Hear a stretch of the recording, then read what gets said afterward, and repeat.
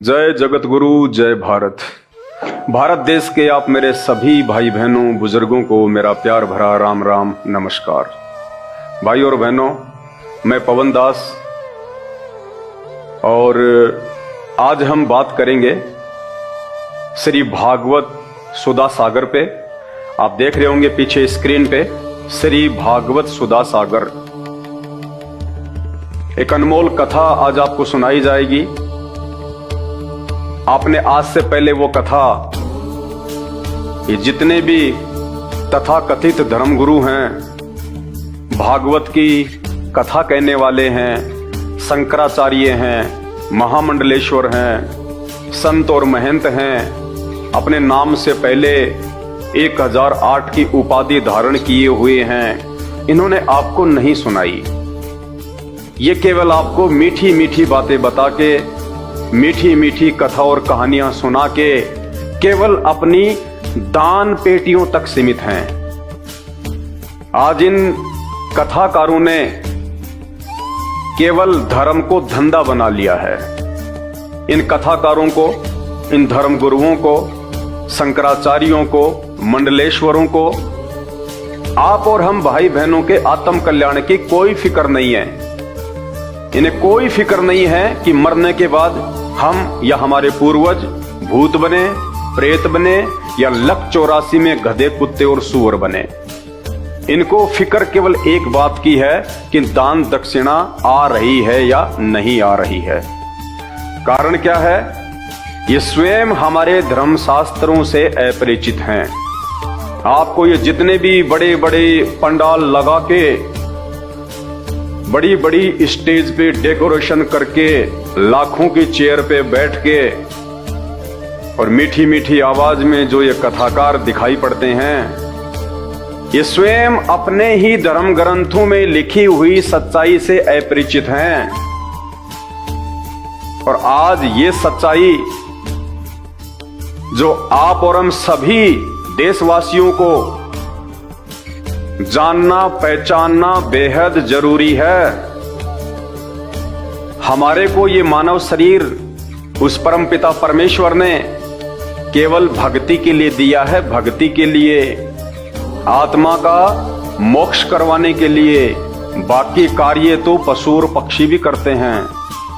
ये 84 लाख योनियों से भिन्न उस परमेश्वर ने हमें जो चोला दिया है मानव, ये केवल उस परमेश्वर की महिमा करने के लिए, सदकर्म करने के लिए और सदा सदा के लिए इन 84 लाख योनियों के महादुख से बाहर निकलने के लिए दिया है।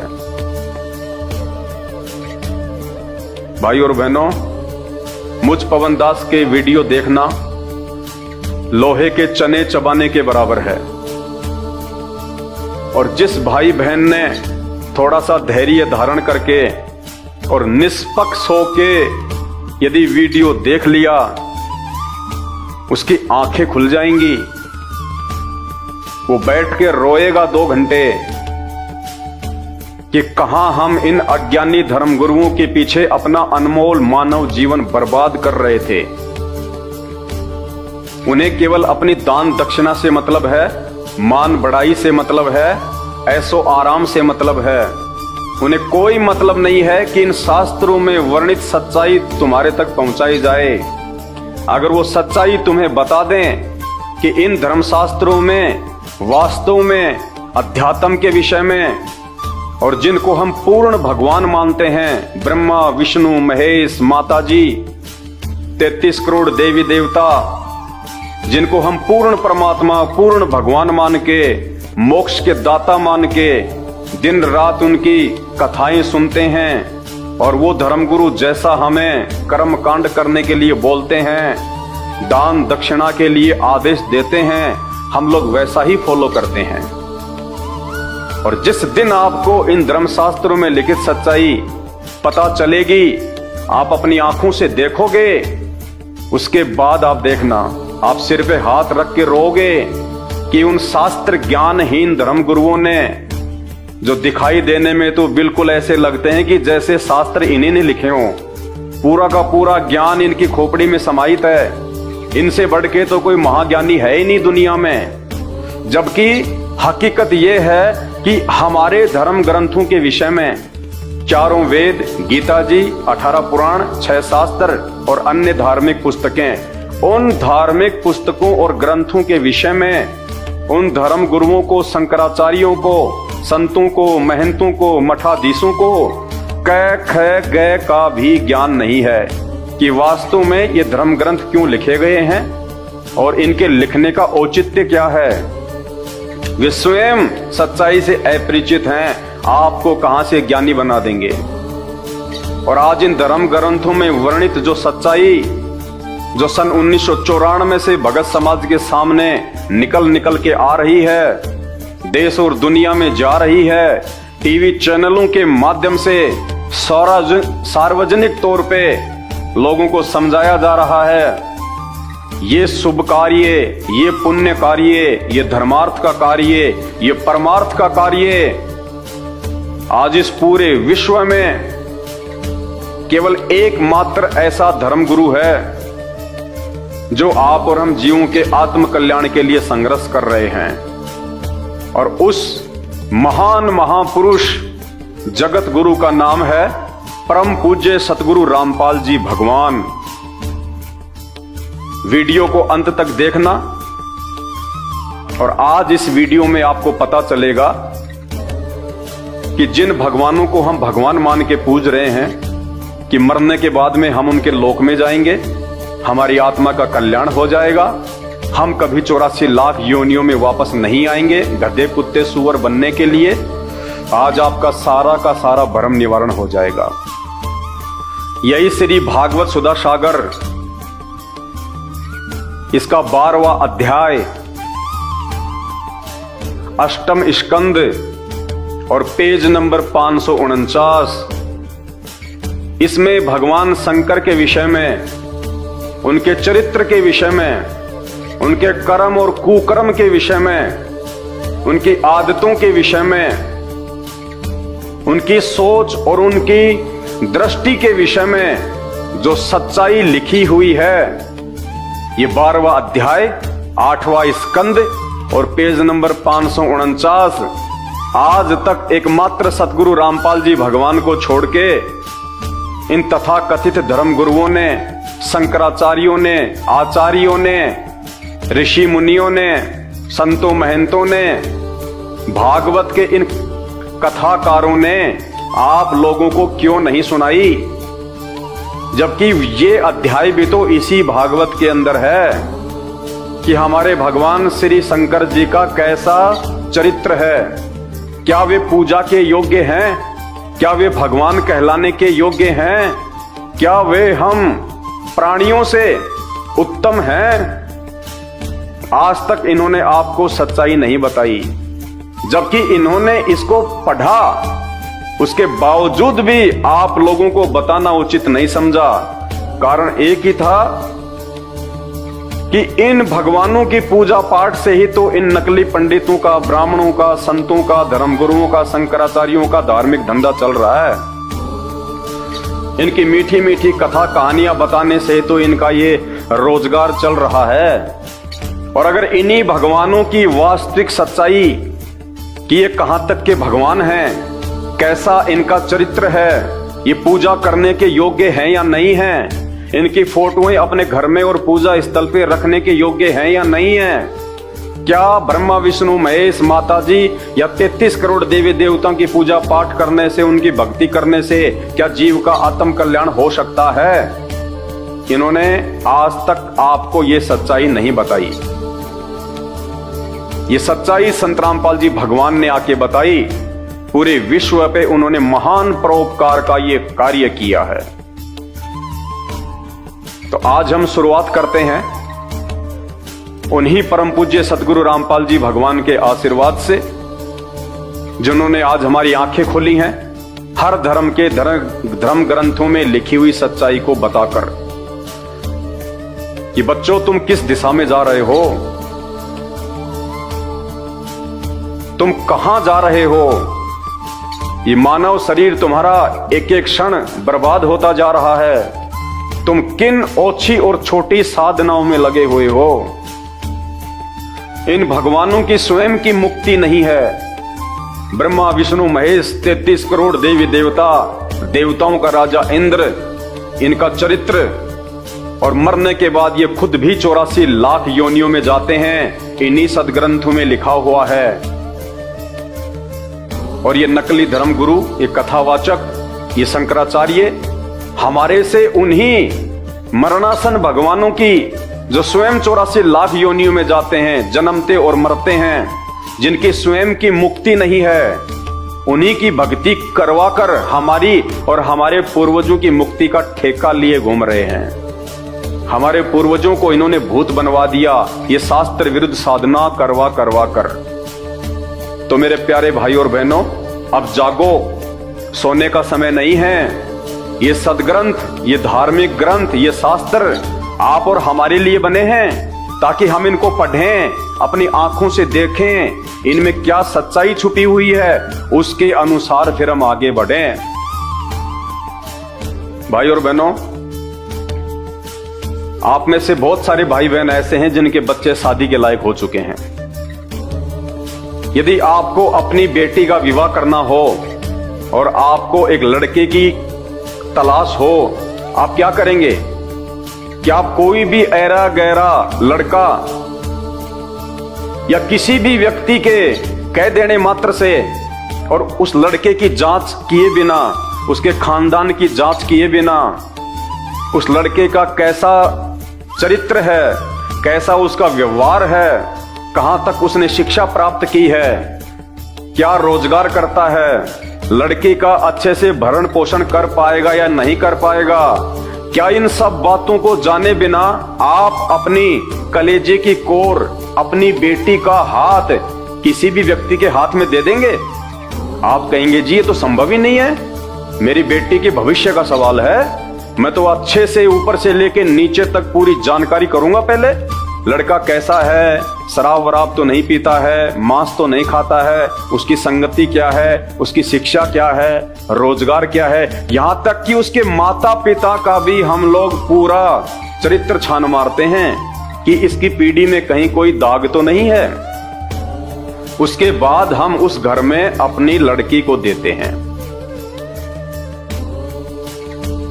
और अपनी आत्मा के उद्धार के लिए, अपने मोक्ष के लिए किसी भी पंडित ने हमारे को भागवत की कोई मीठी मीठी कथा सुना दी, किसी भी व्यक्ति ने हमारे को कह दिया कि चल मेरे गुरुजी से नाम लेके आ जा, अरे चल वहां पे भागवत हो रही है, वहां पे वो कथा हो रही है, और भागवत के बाद आपको नाम से जोड़ दिया जाता है।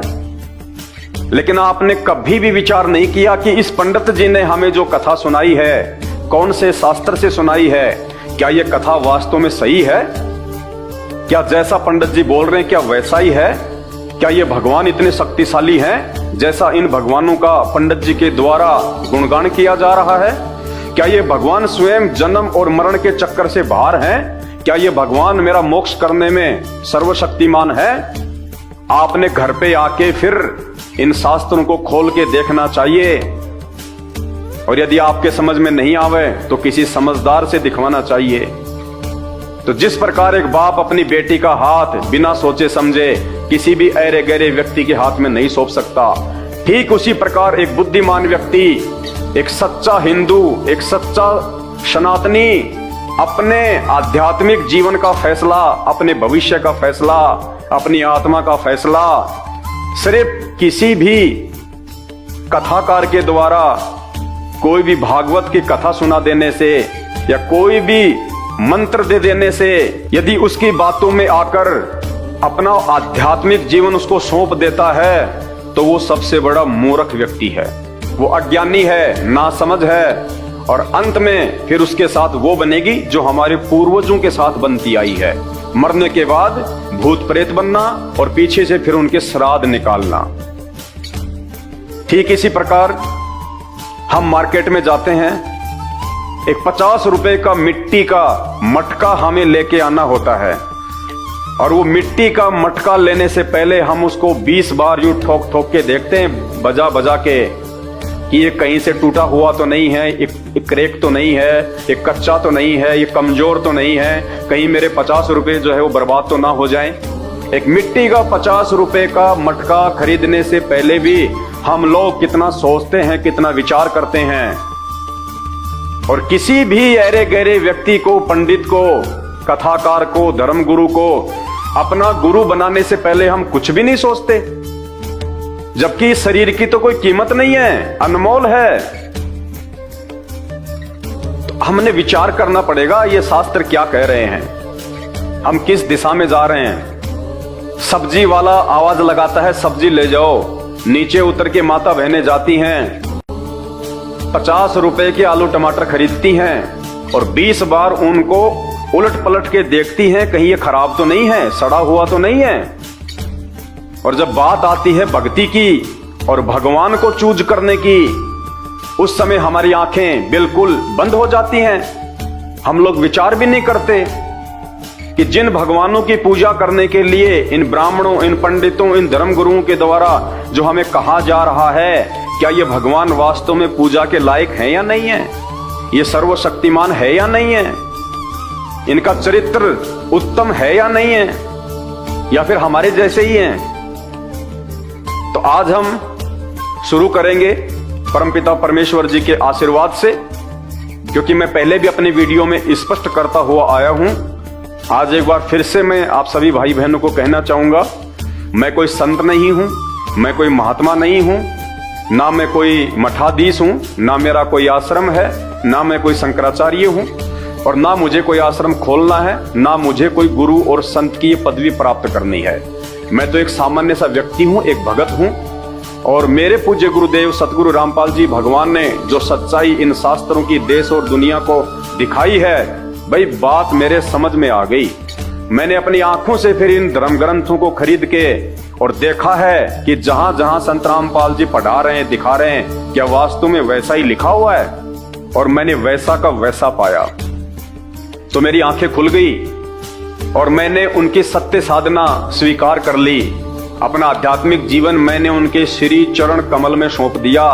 मेरे मोक्ष में कहीं कोई संशय नहीं रहा, क्योंकि वे पूर्ण गुरु हैं और पूर्ण आध्यात्मिक ज्ञान है उनके पास में। और वर्तमान में इस पूरी पृथ्वी पे यदि कोई कथा करने का अधिकारी है, यदि कोई मंत्र दान करने का अधिकारी है, यदि कोई जगत गुरु या धर्म गुरु कहलाने का अधिकारी है, एकमात्र पूरे विश्व में, हिंदुस्तान में नहीं, पूरे विश्व में केवल परम पूज्य सतगुरु रामपाल जी भगवान हैं। इस बात का निर्णय आप उस समय करेंगे जब आप उनके द्वारा किए गए सत्संगों को सुनना प्रारंभ करेंगे। और मेरी विनती है हाथ जोड़ के आप सभी भाई बहनों से, जब तक आपको सृष्टि रचना के विषय में पूरी जानकारी नहीं होगी कि ये सृष्टि, ये ब्रह्मांड कैसे रचे गए हैं, ब्रह्मा विष्णु महेश के माता पिता कौन हैं, ब्रह्मा विष्णु महेश को जन्म देने वाले कौन हैं, इनकी माँ का नाम क्या है, इनके पिताजी कौन हैं, ब्रह्मा विष्णु महेश कहाँ तक के भगवान है, कहाँ तक इनकी शक्ति है, क्या ये स्वयं जन्म और मरण से बाहर हैं, क्या ये स्वयं गधे कुत्ते सूअर नहीं बनते या बनते हैं। जब तक आपको सृष्टि रचना की पूरी जानकारी नहीं होगी और आप अपनी आंखों से नहीं देख लोगे उस सृष्टि रचना का प्रमाण जो संत रामपाल जी बताते हैं हमारे इन्हीं हिंदू धर्म ग्रंथों से, तब तक आप दुनिया के किसी भी धर्म ग्रंथ को ना तो समझ सकते हैं और ना कभी आप एक अच्छे भगत बन सकते हैं और ना आपकी मुक्ति हो सकती है। तो आज की जो कथा है, जो वीडियो है, इसकी हम शुरुआत करें।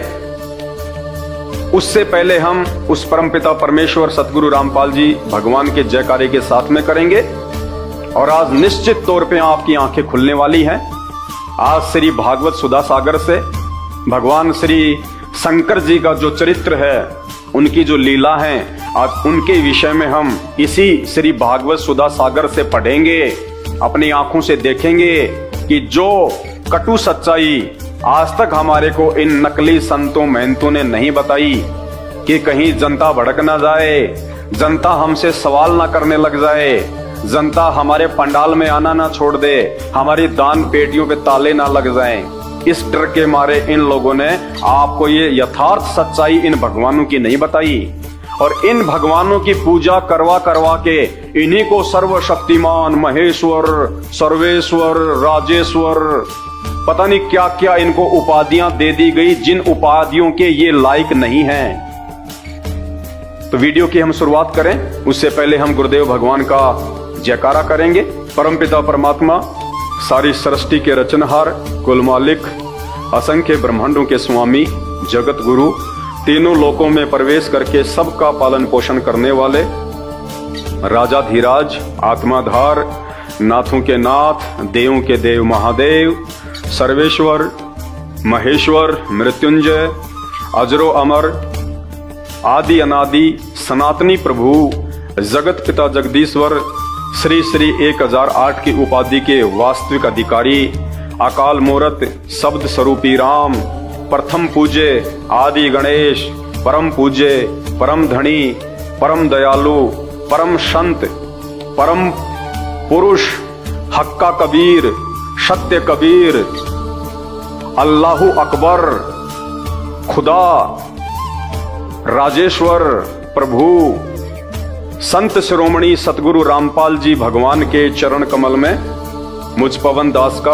अनंत कोटि दंडवत प्रणाम। हे गुरुदेव भगवान, आप ही के आशीर्वाद से, आप ही की दया से हम सभी भाई बहन आप ही के द्वारा इन धर्म ग्रंथों में वर्णित जो सच्चाई बताई गई है, हम उसको जानने का प्रयास करेंगे, समझने का प्रयास करेंगे। हे परमेश्वर, आपने आके हम जड़मती जीवों की जो बुद्धि खोली है परमेश्वर, उसके लिए हम आपका अनंत कोटि बार दंडवत धन्यवाद करते हैं। परमेश्वर, यदि आप ना होते, यदि आप इस पृथ्वी पे एक मानव की भांति एक संत का चोला धारण करके स्वयं प्रकट ना होते और हमारे को इन धर्म शास्त्रों से सच्चाई ना दिखाते, तो परमेश्वर, नकली धर्म गुरुओं ने, संतों ने, शंकराचार्यों ने, भागवत के कथावाचकों ने हमारे पूर्वजों को उल्टी भक्ति साधना करवा करवा के ब्रह्मा विष्णु महेश देवी 33 करोड़ देवी देवताओं को हुई परमात्मा बता के जो उनको मरने के बाद में भूत बनवा दिया है, आज उनके श्राद्ध निकाले जा रहे हैं। परमेश्वर, आपने उस महा कष्ट से हम सभी भाई बहनों को बचा लिया है। इस महा उपकार के लिए हम आपका अनंत कोटि दंडवत धन्यवाद करते हैं। तो भाई और बहनों, अब हम शुरुआत करते हैं गुरुदेव भगवान के आशीर्वाद से, क्योंकि ये मेरा ज्ञान नहीं है, ना मेरी सातु पीढ़ियों में कोई संत था, ना कोई महात्मा था, ना कोई भगत था, ना किसी ने कथाएं की। मेरे गुरुदेव भगवान ने आके ये सच्चाई बताई है। आप उनके सत्संग यूट्यूब पे जाके सुनिए, सृष्टि रचना संत रामपाल जी भगवान। जब आप यूट्यूब पे जाके लिखेंगे सृष्टि रचना, मैं बार बार सृष्टि रचना का जिक्र क्यों कर रहा हूं, क्योंकि ये मास्टर ऑफ द की है, ये मास्टर ऑफ की है इन सभी सदग्रंथों को समझने की। जिस व्यक्ति को सृष्टि रचना समझ में नहीं आएगी वो कुछ नहीं समझ पाएगा अध्यात्म के विषय में, और जिसको सृष्टि रचना समझ में आ गई, ये वेद शास्त्र, ये कुरान, ये बाइबल, ये पुराण, ये गीता जी, ये भागवत, आप यूं कहोगी कि ये तो मैंने बहुत पहले ही पढ़ रखे हैं, ऐसा महसूस होता है। तो आज गुरुदेव भगवान के द्वारा बताई गई जो कथा है, वास्तविक जो कथा है, आज उसके ऊपर हम चर्चा करेंगे। सभी भाई बहन इसको समझने का प्रयास करें, निष्पक्ष होकर, धैर्य के साथ।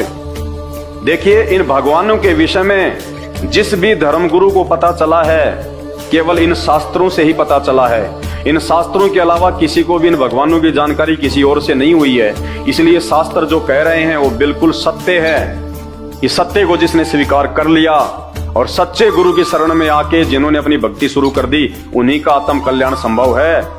वरना आप देख रहे हो हमारे चारों तरफ गधे, कुत्ते, सुअर, ये 84 लाख योनियां कितना महा कष्ट उठा रही हैं। कौन है ये वही है जो पहले मानव थे, इंसान थे, और जिन्होंने सही भक्ति नहीं करी, जिनको तत्वदर्शी संत नहीं मिला, जिनको सही धर्मगुरु नहीं मिला, और आज उनकी वो दुर्गतियां हो रही है उन्हीं लोगों की जो भागवत बैठ के सुना करते थे, जो नकली धर्मगुरुओं को दान किया करते थे, जिनसे नाम उपदेश लेके अपने आत्मा का कल्याण समझ रहे थे कि गुरुजी ने हमारा तो बेड़ा पार कर दिया। गुरुजी ने मरने के बाद में पशु बना के बेड़ा गर्ग कर दिया। तो श्री भागवत सुधा सागर, जिसको सुख सागर भी कहते हैं, गीता प्रेस गोरखपुर से यह प्रकाशित है। सभी हिंदू भाइयों के ये घरों में मिलेगी आपको। जितने भी हमारे धर्मगुरु हैं, कथावाचक हैं, उनके पंडाल में, उनकी स्टेज पे मिलेगी आपको। और देखिए, इस श्री भागवत सुधा सागर की जो कहानी है, जो वृतांत है, जो कथा है, ये सारा का सारा जो वृतांत है, ये श्री सुखदेव ऋषि जी और राजा परीक्षित के बीच में है। सुखदेव जी जो श्री वेद व्यास जी के पुत्र थे, और राजा परीक्षित जो पांडवों के अंतिम वंशज थे, उन दोनों के बीच की ये वार्ता है। ये श्री सुखदेव जी हैं जो कथा सुना रहे हैं राजा परीक्षित जी को, ये परीक्षित जी हैं। इन दोनों के बीच ये सारा संवाद है। और एक बात जो मेरे पूज्य गुरुदेव जी ने बताई, प्रथम बार पूरी दुनिया को, वो आपको भी सुननी चाहिए। जब राजा परीक्षित ने काल प्रभाव से एक ऋषि के गले में मरा हुआ सांप डाल दिया, और उसके बाद में उनको श्राप मिला कि आज से 7वें दिन तुझे तक्षक नाग डसेगा और उसके जहर से तेरी मृत्यु होगी। तो उस समय जो साधु संत महात्मा होते थे, वो सिद्धि युक्त होते थे, पाखंड नहीं करते थे, ड्रामा नहीं करते थे, भगवान से डरने वाले थे। तो राजा जो परीक्षित है वो घबरा गए कि इनका जो वचन है वो खाली नहीं जाता। राजा ने अपने मंत्रियों से विचार विमर्श किया। मंत्री भी उस समय बहुत अच्छे होते थे, जो सलाह देते थे बिल्कुल भगवान से डर के दिया करते थे। तो मंत्रियों ने कहा कि भगवान, इसका तो एक ही उपाय है कि आप किसी धर्म गुरु से आप इसकी सलाह लें, वही आपको सही मार्गदर्शन देंगे। राजा ने अपने धर्म गुरु से मार्गदर्शन लिया। तो उन्होंने कहा कि महाराज, 7वें दिन तो मृत्यु निश्चित है, लेकिन अगर आपको श्री भागवत सुधा सागर की कथा सुनाई जाए, श्री कृष्ण भगवान की, श्री विष्णु भगवान की लीलाएं अगर आपको सुनाई जाएं, तो आपका ध्यान इन सांसारिक मोह ममता से, इस मृत्यु के भय से, इस राजपाट से हटके और बैकुंठ में लग जाएगा, स्वर्ग में लग जाएगा। तो मरने के बाद में आप सीधे बैकुंठ में चले जाओगे। तो परीक्षित ने कहा कि भैया देर किस बात की, पंडित जियों को बुलाओ और भागवत करवाओ।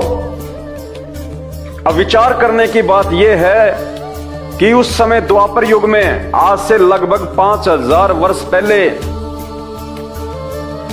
यही श्री भागवत सुधा सागर, जिसकी कथा राजा परीक्षित को सुनाने के लिए किसी भी धर्म गुरु ने हां नहीं भरी, किसी भी कथावाचक ने हां नहीं भरी, किसी भी ऋषि मुनि साधु संत महात्मा ने हां नहीं भरी।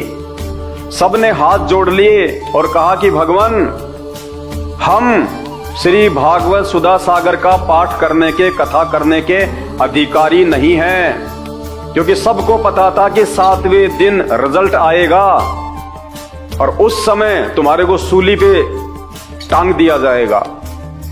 इसलिए किसी ने भी हां नहीं भरी कि साहब, हम वर्तमान के, हम द्वापर के जितने भी साधु संत महात्मा ऋषि हैं, हम ये कथाएं करने के अधिकारी नहीं हैं। बोला कौन कर सकता है? तो उनको बताया गया कि ये कथा केवल ऋषि सुखदेव जी कर सकते हैं, और सुखदेव जी वर्तमान में स्वर्ग में हैं, विष्णु भगवान के लोक में हैं। सुखदेव ऋषि को राजा परीक्षित के धर्म के आधार पे, उनके पुण्य के आधार पे, वहां से इस पृथ्वी लोक पे नीचे बुलवाया गया, और श्री सुखदेव जी ने स्वर्ग से आके राजा परीक्षित को 7 दिन तक भागवत की कथा सुनाई, और 7वें दिन इनको तक्षक नाग ने डसा, इनकी मृत्यु हुई, और सुखदेव जी राजा परीक्षित की आत्मा को अपने साथ में बैकुंठ लेके गए। और जब तक इस राजा परीक्षित के अच्छे पुण्य और धार्मिक जो कार्य इसने जो भी किए थे, दान पुण्य, जब तक वो धन है इसके पास में, भक्ति धन, तब तक ये स्वर्ग में रह पाएगा। उसके बाद इसको वापस नीचे पृथ्वी पे पटका जाएगा 84 लाख योनियों में, गधा, कुत्ता, सुअर, मक्खी, कीट, पतंग बनाने के लिए। स्वर्ग की मुक्ति केवल यहीं तक की मुक्ति है। जब तक आप इस पृथ्वी लोक पे रह के भक्ति करोगे, जब तक आपके पास दान पुण्य का जो धन इकट्ठा है, जो भक्ति धन इकट्ठा है, जब तक आप ऊपर के लोकों में रह सकते हो, फिर आपको नीचे पटका जाएगा। पूर्ण मुक्ति नहीं है, पूर्ण मोक्ष नहीं है। ना ही तो सुखदेव जी का पूर्ण मोक्ष है, ना ही राजा परीक्षित का पूर्ण मोक्ष है। ये सारी सच्चाई हमारे इन्हीं धर्म ग्रंथों में लिखी हुई है। आपको केवल संत रामपाल जी के सत्संग सुनने की आवश्यकता है। अरे इन बाकी धर्म गुरुओं से, जिनको आज आपने अपना गुरुजी बना रखा है, इनसे आपकी क्या रिश्तेदारी थी? आपने इनके प्रवचन सुने, आपको अच्छे लगे, आपने उनकी शरण ले ली। अब यदि इनसे ऊपर का ज्ञान कोई आपको बता रहा है, पूर्ण मोक्ष और मुक्ति का मार्ग कोई आपको बता रहा है, तो आपको कोई शर्म नहीं होनी चाहिए अपने आत्मा के कल्याण के लिए उनको छोड़ने में। बिल्कुल भी संकोच नहीं होना चाहिए। यदि आप जागरूक हैं तो, यदि आप एक बुद्धिमान व्यक्ति हैं तो द्वापर युग में कोई भी पंडित, ब्राह्मण, ऋषि, महात्मा, संत, मंडलेश्वर श्री भागवत की ये कथा सुनाने का अधिकारी नहीं था। सबने हाथ खड़े कर लिए। और वर्तमान में ये कलयुगी पंडित, ब्राह्मण और पंडित, जो शब्द आप बार बार मेरे मुंह से सुन रहे हैं, ये किसी जाति विशेष के लिए नहीं है। आम समाज में जो शर्मा जी वगैरह हैं, अपने नाम के आगे लगाते हैं, ये यहाँ पे उन लोगों की बात नहीं हो रही। आध्यात्मिक मार्ग में ब्राह्मण और पंडित उन लोगों को कहा जाता है जो आध्यात्मिक रूप से लोगों का गुरु बन के मार्गदर्शन करते हैं। तो वर्तमान के ये जो पंडित हैं, ये गुरु हैं, ये ब्राह्मण हैं, शंकराचार्य हैं, ये कथावाचक हैं, ये दबा के श्री भागवत सुधा सागर को अपनी कांख में और गांव गांव, गली गली, हाँ जी मैं भी कथा कर दूंगा, मैं भी कथा कर दूंगा, सिर्फ दान दक्षिणा के लिए, सिर्फ पैसों के लिए, अपनी जेब भरने के लिए। कमा के खाने में इनको जोर आता है, पसीना आता है। इन्होंने अच्छा सा रोजगार देख लिया। ये शास्त्र, इनको पता है कि ये जो समाज है ये मूर्ख है, अज्ञानी है, इनको किसी प्रकार की कोई सुध बुध नहीं है। जो इनको तुम बता दोगे बैठ के, उसी को ये स्वीकार कर लेंगे। इनमें इतनी सोच नहीं है कि ये अपने घर पे जाके इन शास्त्रों में देखें कि जो पंडित जी ने कथा सुनाई है, क्या वास्तव में उसका मतलब वही है। इनको पता है इन सब बातों का, इसलिए आप और हमारी मूर्खता, अज्ञानता का फायदा इन लोगों ने उठाया है। तो द्वापर युग में जहां कोई भी पंडित, और आज के पंडित, ब्राह्मण, कथावाचक, मंडलेश्वर, शंकराचार्य तो है ही क्या, इनका तो स्तर कितना नीचे गिर चुका है। द्वापर, आज से 5000 साल पहले के पंडित, ऋषि, महात्मा तो कितने अच्छे थे। उस समय भी किसी ने हां नहीं भरी। श्री कृष्ण जी के गुरु दुर्वासा ऋषि, उनसे बढ़ के कौन था उस समय, उन्होंने भी हां नहीं भरी।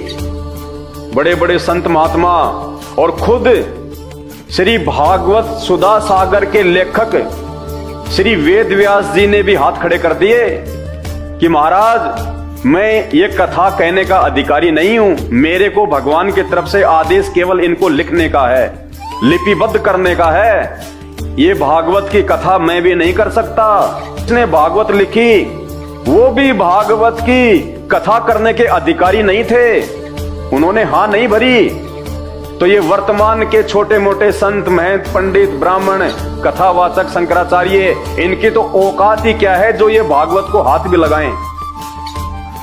लेकिन इनको खुद को 84 लाख योनियों में जाना है, इनको खुद को गधा, कुत्ता और सुअर बनना है, और मरने के बाद इन लोगों ने हमारी भी दुर्गतियां करवानी है।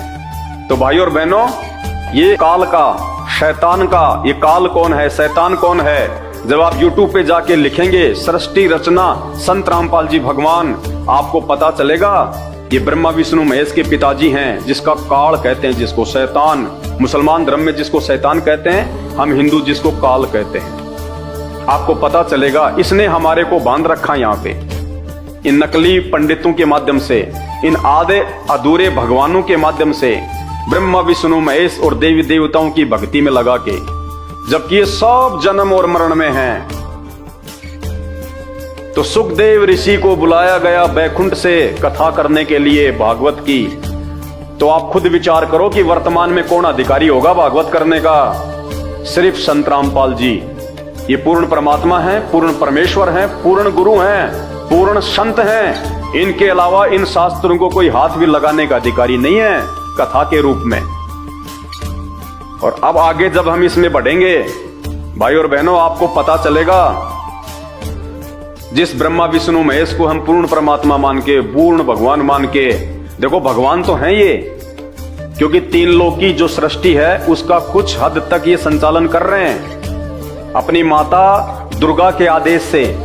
लेकिन ये समर्थ नहीं है, ये पूर्ण परमात्मा नहीं है, ये जन्म और मरण के इस महाचक्र से बाहर नहीं है। तो इनकी भक्ति से हमारा जन्म मरण कैसे कटेगा? और इनकी जब हम पूजा करेंगे तो इनके गुण हमारे अंदर आएंगे। देखो जिसकी भी हम पूजा करेंगे तो उसके जो गुण हैं, उसका जो चरित्र है, वैसे ही हम बन जाएंगे जिसको हम फॉलो करेंगे। तो आज एक छोटी सी झलक है श्री भागवत सुधा सागर 12वां अध्याय 8वां स्कंद पेज नंबर 549।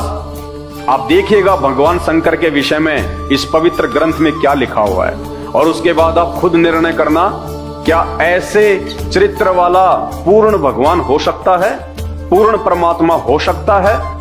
जो कर्म इन्होंने किया, क्या आप वो कर सकते हैं? आज शर्म आ जाएगी आपको, शर्म। मुझे भी ये पढ़ाते वक्त मुझे शर्म आएगी, शर्म। माता बहनों के सामने बोल के भी नहीं सुना सकते। ऐसे कर्म हमारे भगवान शंकर ने किए हैं, जिनको हम भगवान मान के सर्वेश्वर, महेश्वर, मृत्युंजय, अजरो अमर, पूर्ण ब्रह्म अपनी आंखों से देखना। जो संत रामपाल जी भगवान ने दिखाया, बताया, ये शास्त्र संत रामपाल जी ने नहीं लिखे, ये शास्त्र वेद व्यास जी ने लिखे हैं, ऋषि मुनियों ने लिखे हैं। संत रामपाल जी तो केवल बता रहे हैं कि ये क्यों लिखे गए, और इनमें जो लिखी गई सच्चाई है वो इंसानों के लिए है, जानवरों के लिए नहीं है। तो आपने अपने जीवन का फैसला स्वयं करना है। इन नकली धर्म गुरुओं के चक्कर में पड़ के मरने के बाद में 84 लाख योनियों में जाना है, भूत और प्रेत बनना है, या संत रामपाल जी की शरण ग्रहण करके अपनी पूर्ण मुक्ति करवानी है। गीता प्रेस गोरखपुर से ये प्रकाशित है, और ये उनके फोन नंबर हैं, उनकी ईमेल आईडी है। क्योंकि ये ना तो मुझ पवन दास ने लिखा है, ना मेरे पूज्य गुरुदेव भगवान संत रामपाल जी ने लिखा है, ये गीता प्रेस गोरखपुर वालों ने छापा है, वेद व्यास जी ने लिखा है, और इन पंडितों ने आपको सुनाया है, आपको पढ़ाया है।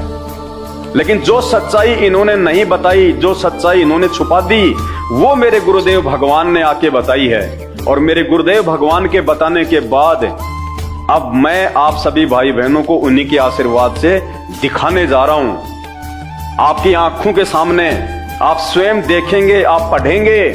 झूठ की, मिलावट की कहीं कोई शंका नहीं है। हाथ कंगन को आरसी क्या, पढ़े लिखे को फारसी क्या। आपकी आंखों के सामने जो पेज नंबर आपको जो बताया गया है, जो अध्याय बताया गया है, आप मार्केट से इसको खरीद के 200-250 रुपए में आएगा। अपनी आंखों से देखिए, आपका मोतिया बिंद हट जाएगा और आंसू गिरेंगे आपके कि हे भगवान, हम इन कथावाचकों को स्वयं ही भगवान मान रहे थे कि ये तो ब्रह्मा विष्णु महेश के अवतार हैं जो ये कथाएं कर रहे हैं, और ये तो आम व्यक्ति से भी नीचे गिरे हुए हैं, आम व्यक्ति से भी नीचे गिरे हुए हैं ये कथावाचक। इनको तो जरा भी ज्ञान नहीं है, जरा सा भी, जब आप ये देखेंगे अपनी आंखों से।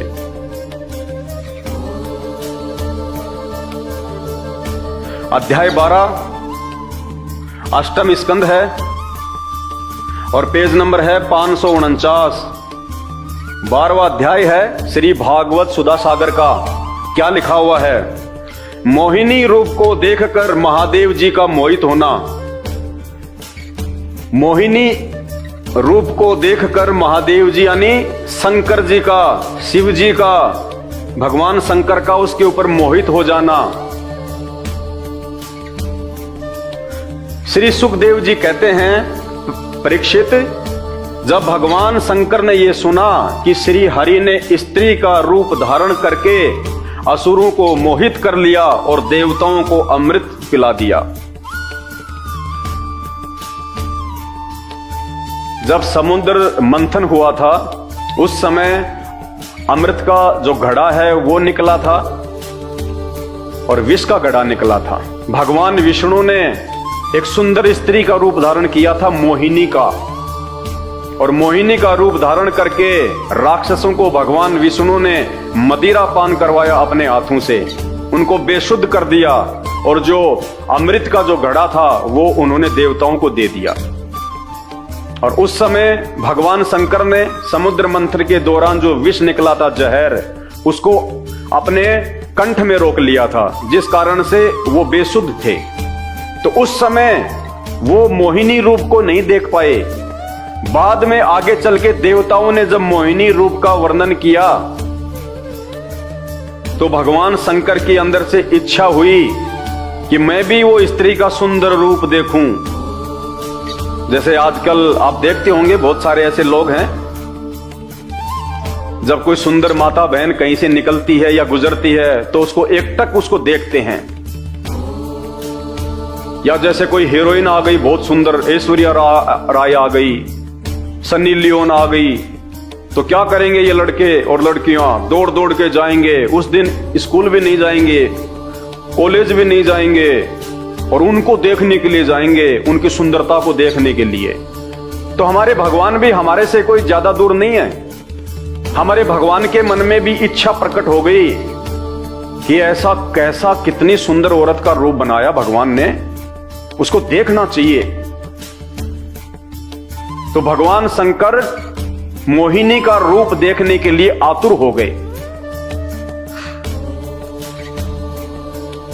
अरे मेरे घर में मेरी स्त्री है, वो जैसी भी है, और मुझे पता चले कि यहां से 2 किलोमीटर दूर एक आदमी ने शादी की है और इतनी अच्छी और सुंदर स्त्री लेके आया है, भाई क्या बात कही। और मैं अपनी पत्नी से कहूं कि देख, मैं उस औरत को देख के आ रहा हूं, मैंने सुना बहुत सुंदर है वो, तो घर में झगड़ा होगा कि नहीं होगा?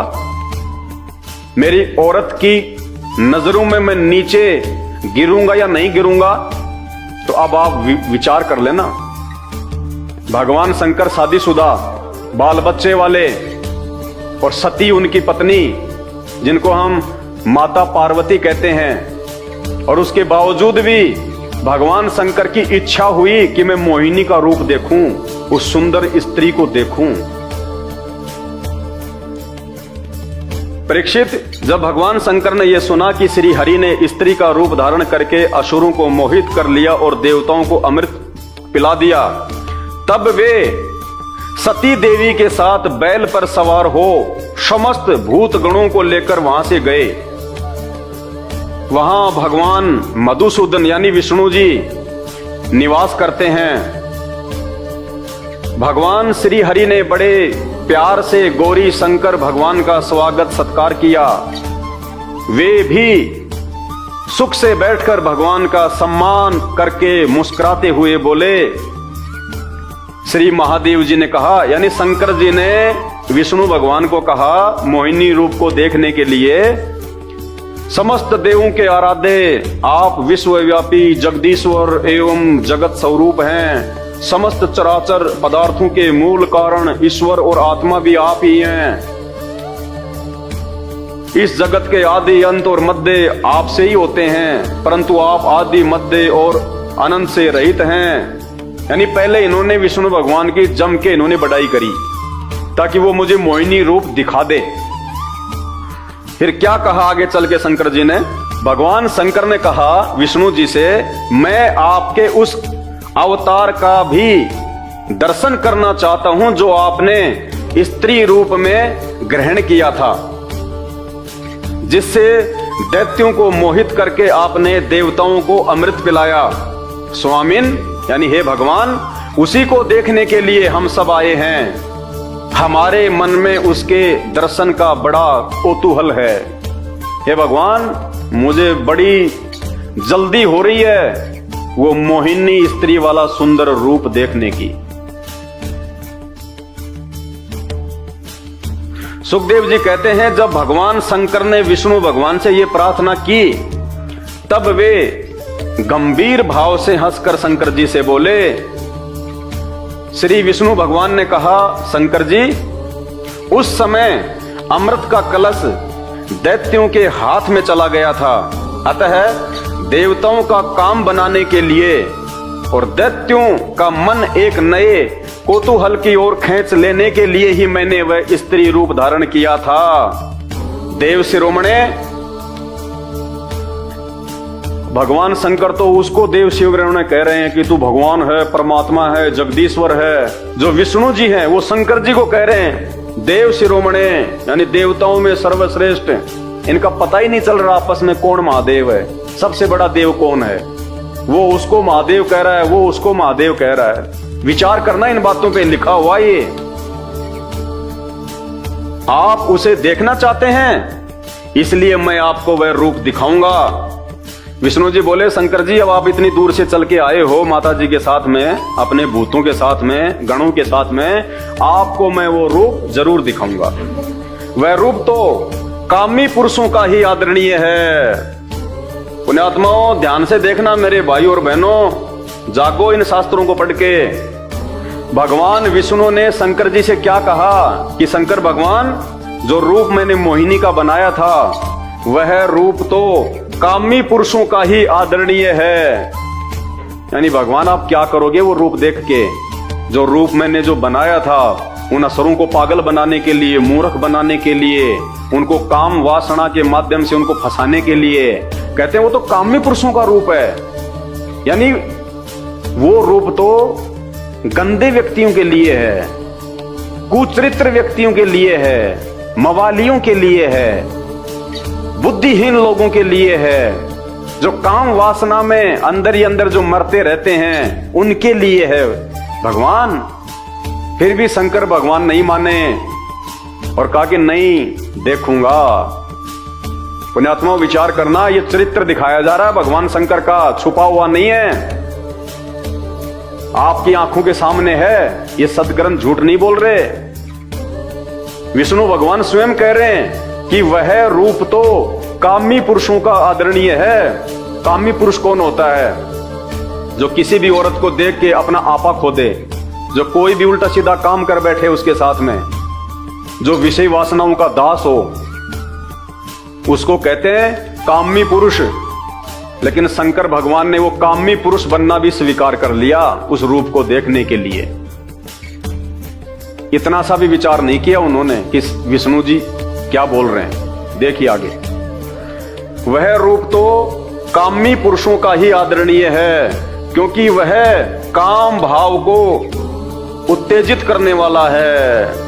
भगवान विष्णु ने कहा कि शंकर जी, वो जो रूप मैंने बनाया था ना, वो तो मन में वासना पैदा करने का है, गंदी सोच और गंदी प्रवृत्ति को जो है वो पैदा करने वाला है, मन को बिगाड़ने वाला है। भगवान शंकर ने वो भी स्वीकार कर लिया कि आज मेरे को मेरा मन ही बिगाड़ना है। सुखदेव जी कहते हैं, इस तरह कहते कहते भगवान विष्णु वहीं अंतर्ध्यान हो गए। अब भगवान विष्णु ने देखा कि ये मानने वाले तो है नहीं है, हठ योगी हैं, इन्होंने जो जिद कर ली वो तो पक्की है।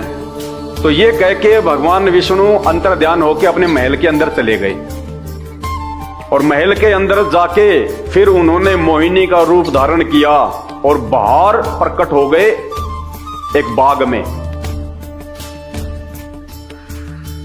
इस तरह कहते कहते विष्णु भगवान वहीं अंतर्ध्यान हो गए और भगवान शंकर सती के साथ चारों ओर दृष्टि दौड़ाते हुए वहीं बैठे रहे। अपनी पत्नी सती के साथ में भगवान शंकर वहीं बैठे रहे कि आज तो देख के जाना है। इतने में ही उन्होंने देखा, इतने में शंकर भगवान ने क्या देखा? इतने में ही उन्होंने देखा कि सामने एक बड़ा सुंदर उपवन है, उसमें भांति भांति के वृक्ष लगे हैं और जो रंग बिरंगे फूल और लाल लाल कोपलों से भरे पूरे हैं। उन्होंने यह भी देखा कि उस पर उपवन में एक सुंदर स्त्री गेंद उछाल उछाल कर खेल रही है। भगवान शंकर ने क्या देखा कि सामने एक बहुत बड़ा बाग था, तरह तरह के फूल थे, फल थे सुंदर। और फिर उन्होंने क्या देखा कि एक सुंदर स्त्री गेंद को हाथ में लेके उछाल उछाल के खेल रही है। कौन थी वो सुंदर स्त्री? वो भगवान विष्णु ने मोहिनी का रूप धारण किया था। अब देखना आगे। उन्होंने यह भी देखा कि उस उपवन में एक सुंदर स्त्री गेंद उछाल उछाल कर खेल रही है।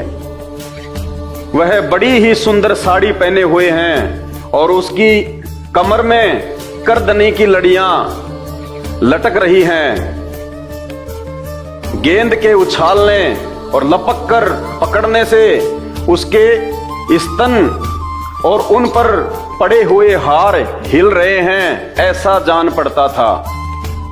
पुण्यात्माओं, लिखने वाले को भी शर्म नहीं आई, लेकिन क्या करे बेचारा, आदेश भगवान का, लिखना उसकी मजबूरी। ये शब्द लिखे नहीं जाने चाहिए कि जब वो मोहिनी रूप में भगवान विष्णु सुंदर स्त्री गेंद को हाथ में लेके उछाल उछाल कर खेल रही थी, तो उसके उछलने के कारण उसके जो स्तन थे वो भी उछल रहे थे। बताओ, ये बातें इन शास्त्रों में लिखने की है क्या?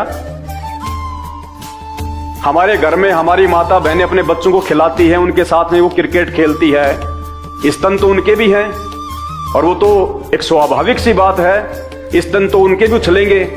तो क्या उसका प्रचार किया जाना चाहिए क्या कि जब मेरी मां मुझे खिला रही थी तो उसके स्तन ऐसे उछल रहे थे? पुण्यात्माओं, विचार कर लेना, अगर अपना मानव जीवन सफल करना है तो धरती पे आज भगवान आया हुआ स्वयं। राम और श्री कृष्ण जी भी इंसान बन के आए थे, जानवर बन के नहीं आए थे। आज भी भगवान आएगा तो इंसान बन के आएगा और इंसान रूप में संत रामपाल जी धरती पे प्रकट हैं। इन भगवानों के भगवान ये ब्रह्मा विष्णु महेश तो उनके नाखून के बराबर भी नहीं है, उनकी पावर, उनकी समर्थता के आगे। यह आपको उस समय पता चलेगा जब आप अपने धर्म ग्रंथों को अपनी आंखों से देखोगे। इन भगवानों की 33 करोड़ देवी देवताओं की आपको जब ये पावर का पता चलेगा, समर्थता का पता चलेगा, इनकी लीलाओं का, इनके चरित्र और इनके कुचरित्र का आपको मालूम चलेगा, फिर संत रामपाल जी के सत्संग आपको समझ में आएंगे। यूट्यूब पे जाके सर्च कर लेना, सृष्टि रचना संत रामपाल जी भगवान, वरना गधा कुत्ता सुअर बनने से अगले जन्म में नहीं बच पाओगे। ये कटु सत्य है। क्या कह रहे हैं वेदव्यास जी? गेंद के उछालने और लपक कर पकड़ने से उनके स्तन और उन पर पड़े हुए हार हिल रहे हैं, ऐसा जान पड़ता था। मानो इनके भार से उनकी पतली कमर पर पग पग पर टूटते टूटते बच जाती है। स्तनों के भार से उनकी कमर टूटती टूटती बच रही है। ये लिखने की बातें हैं, लेकिन आप और हमारी आंखें खोलने के लिए ये उस पूर्ण परमात्मा जो ब्रह्मा विष्णु महेश से ऊपर है, उस पूर्ण परमात्मा की ये बहुत बड़ी मेहर है जिन्होंने वेद व्यास को ये बुद्धि देके और ये सदग्रंथ लिखवा दिए, ताकि आज हम इनको पढ़ें और इनको पढ़ने के बाद में हमारे को, जिनको हम भगवान मान के पूज रहे हैं, हमारे को उनके चरित्र का पता चले कि वो पूजा के योग्य हैं या नहीं हैं, वो भगवान कहलाने के योग्य हैं या नहीं हैं। वह अपने लाल लाल पल्लवों के समान सुकुमार चरणों से बड़ी कला के साथ ठुमक ठुमक कर चल रही थी। उछलता हुआ गेंद जब इधर उधर छलक जाता था तब वह लपक कर उसे रोक लेती थी। इससे उसकी बड़ी बड़ी चंचल आंखें कुछ उदगन सी हो रही थी। उसके कपोलों पर कानों के कुंडलों की आभा जगमगा रही थी और घुंघराली काली काली अलके उन पर लटक जाती थी, जिससे मुख और भी उल्सित हो उठता था। जब कभी साड़ी सरक जाती और उसके केसों की वेणी खुलने लगती तब अपने अत्यंत सुकुमार बाएं हाथ से वह उन्हें संवार लिया करती थी। उस समय भी वह दाहिने हाथ से गेंद उछाल उछाल कर सारे जगत को अपनी माया से मोहित कर रही थी। गेंद से खेलते खेलते उसने तनिक लज्जा भाव से मुस्कुराकर तिरछी नजर से शंकर जी की ओर देखा।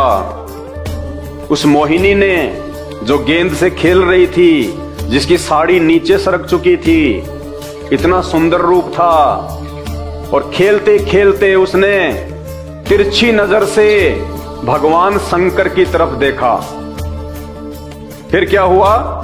बस उनका मन हाथ से निकल गया। किसका? शंकर जी का। ये शंकर भगवान का मन उनके हाथ से निकल गया। शंकर भगवान अपने होशो हवास खो बैठे उस औरत की सुंदरता को देख के, उसके यौवन को देख के, उसको रूप को देख के। अरे आजकल के नौजवानों को क्या दोष दें जब हमारे भगवानों का मन उनके हाथ से निकल गया एक सुंदर औरत को देख के। तो आज के नौजवान युवाओं को कौन क्या दोष दे सकता है? भाई, जिसकी हम पूजा करेंगे और जिसका जैसा चरित्र है वैसा ही तो आज हमारा होगा। तो इन भगवानों की पूजा करते करते उनके जो गुण हैं आज हमारे अंदर भी आ गए। इसीलिए सबकी नजरें आज गंदी हो रखी हैं। कोई माता बहन निकलती है तो सबकी कुदृष्टि पड़ती है, क्योंकि जब हमारे भगवान नहीं ऐसे हैं तो हम कैसे होंगे? अरे टीचर बच्चे को जो पढ़ाएगा, बच्चा तो वैसी पढ़ाई पढ़ेगा, उसमें बच्चे का उसमें क्या दोष है? तो उस मोहिनी के सुंदर रूप को देख के, और मोहिनी ने जब शंकर भगवान की तरफ तिरछी नजर से देखा, तो शंकर भगवान का मन उनके हाथ से छूट गया। सुध बुध खो बैठे, आपा खो दिया भगवान ने, सब कुछ भूल गए, उसके ऊपर मोहित हो गए, आसक्त हो गए। जैसे काम वासना के समय इंसान को कुछ याद नहीं रहता। उनका मन हाथ से निकल गया। वे मोहिनी को निहारने और उसकी चितवन के रस में डूबकर विह्वल हो गए। बिल्कुल पागल से हो गए भगवान शंकर। कुछ याद नहीं रहा उनको कि मेरी पत्नी भी यहीं बैठी हुई है, मेरे बेटे भी यहीं हैं, मेरे जो गण हैं वो भी यहीं हैं। वो क्या कहेंगे, वो क्या सोचेंगे मेरे इस प्रकार से ये व्यवहार करने के चलते? उन्हें अपने आप की भी सुध नहीं रही। फिर पास में बैठी हुई अपनी पत्नी सती और गणों की तो याद ही कैसे रहती। वेदव्यास जी कह रहे हैं कि उस मोहिनी के रूप को देख के भगवान शंकर इतने कामुक हो गए, इतने वासना ग्रस्त हो गए, बेसुध हो गए। उनको खुद की अपनी सुध नहीं रही, तो अपने पास में बैठी अपनी पत्नी सती और जो गण उनके साथ में आए थे विष्णु शंकर लोक से, उनकी तो याद ही कहां रहती। अपनी औरत को भी भूल गए भगवान शंकर उस दूसरी औरत के ऊपर आसक्त होके। ये चरित्र हमारे ग्रंथों में इसी भागवत सुधा सागर में 12वें अध्याय में लिखा हुआ है। सवाल करना इन नकली धर्मगुरुओं से, इन भागवत के कथावाचकों से कि तुम इसके ऊपर क्यों नहीं पढ़ाते, इसके ऊपर क्यों तुम ये कथा नहीं सुनाते कि हम जिनको भगवान मान के पूज रहे हैं उनका क्या, उनका जो है वो चाल चलन है। भगवान शंकर को अपनी स्त्री की भी कोई सुध बुध नहीं रही, गणों की तो याद ही कैसे रहती। एक बार मोहिनी के हाथ से उछलकर गेंद थोड़ी दूर चला गया, वह भी उसके पीछे पीछे दौड़ी। उसी समय शंकर जी के देखते देखते वायु ने उनकी झीनी सी साड़ी करदनी के साथ ही उड़ा दी। जो मोहिनी थी वो निवस्त्र हो गई, हवा से उसकी साड़ी हट गई, उसके शरीर से निवस्त्र हो गई। मोहिनी का एक एक अंग बड़ा ही रुचिकर और मनोरम था।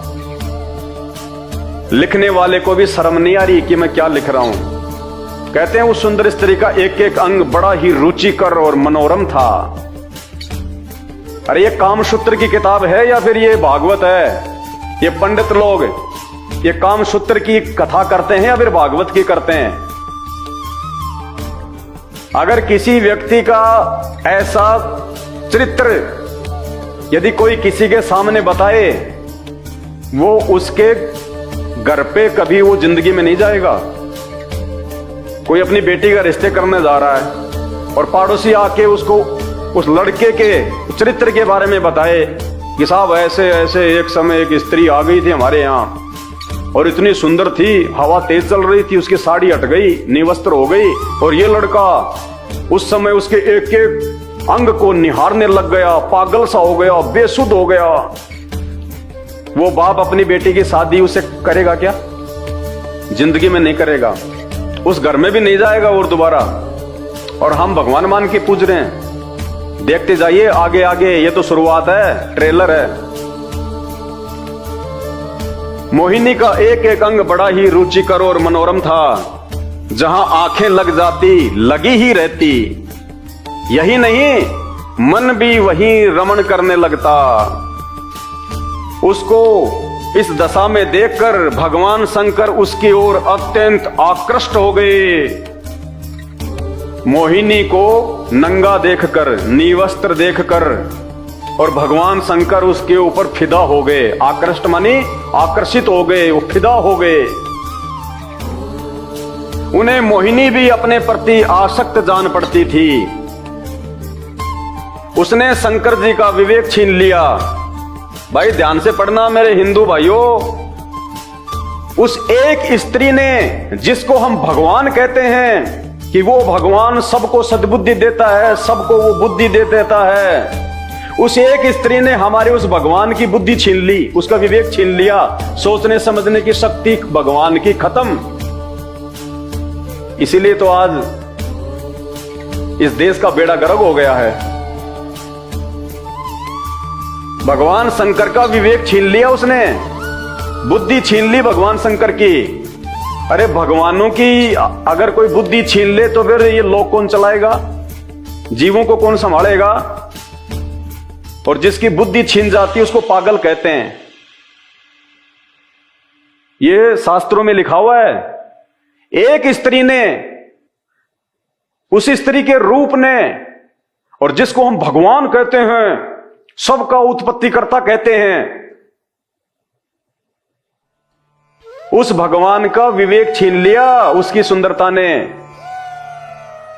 ये कहां तक के भगवान है? जो भगवान एक स्त्री के ऊपर आसक्त हो जाए वो भगवान नहीं,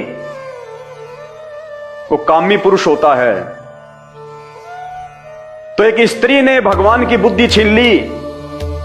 बस हमारे भगवानों के पास में इतनी ही पावर है कि एक स्त्री ने हमारे भगवान का विवेक छीन लिया, उसकी बुद्धि छीन ली। उसने शंकर जी का विवेक छीन लिया। वे उसके हाव भाव से कामातुर हो गए। कामातुर सेक्स के लिए तैयार हो गए, भावनाओं में बह गए। शुद्ध बुद्ध खोदी भगवान ने। कामातुर का क्या अर्थ होता है आप सब जानते हैं।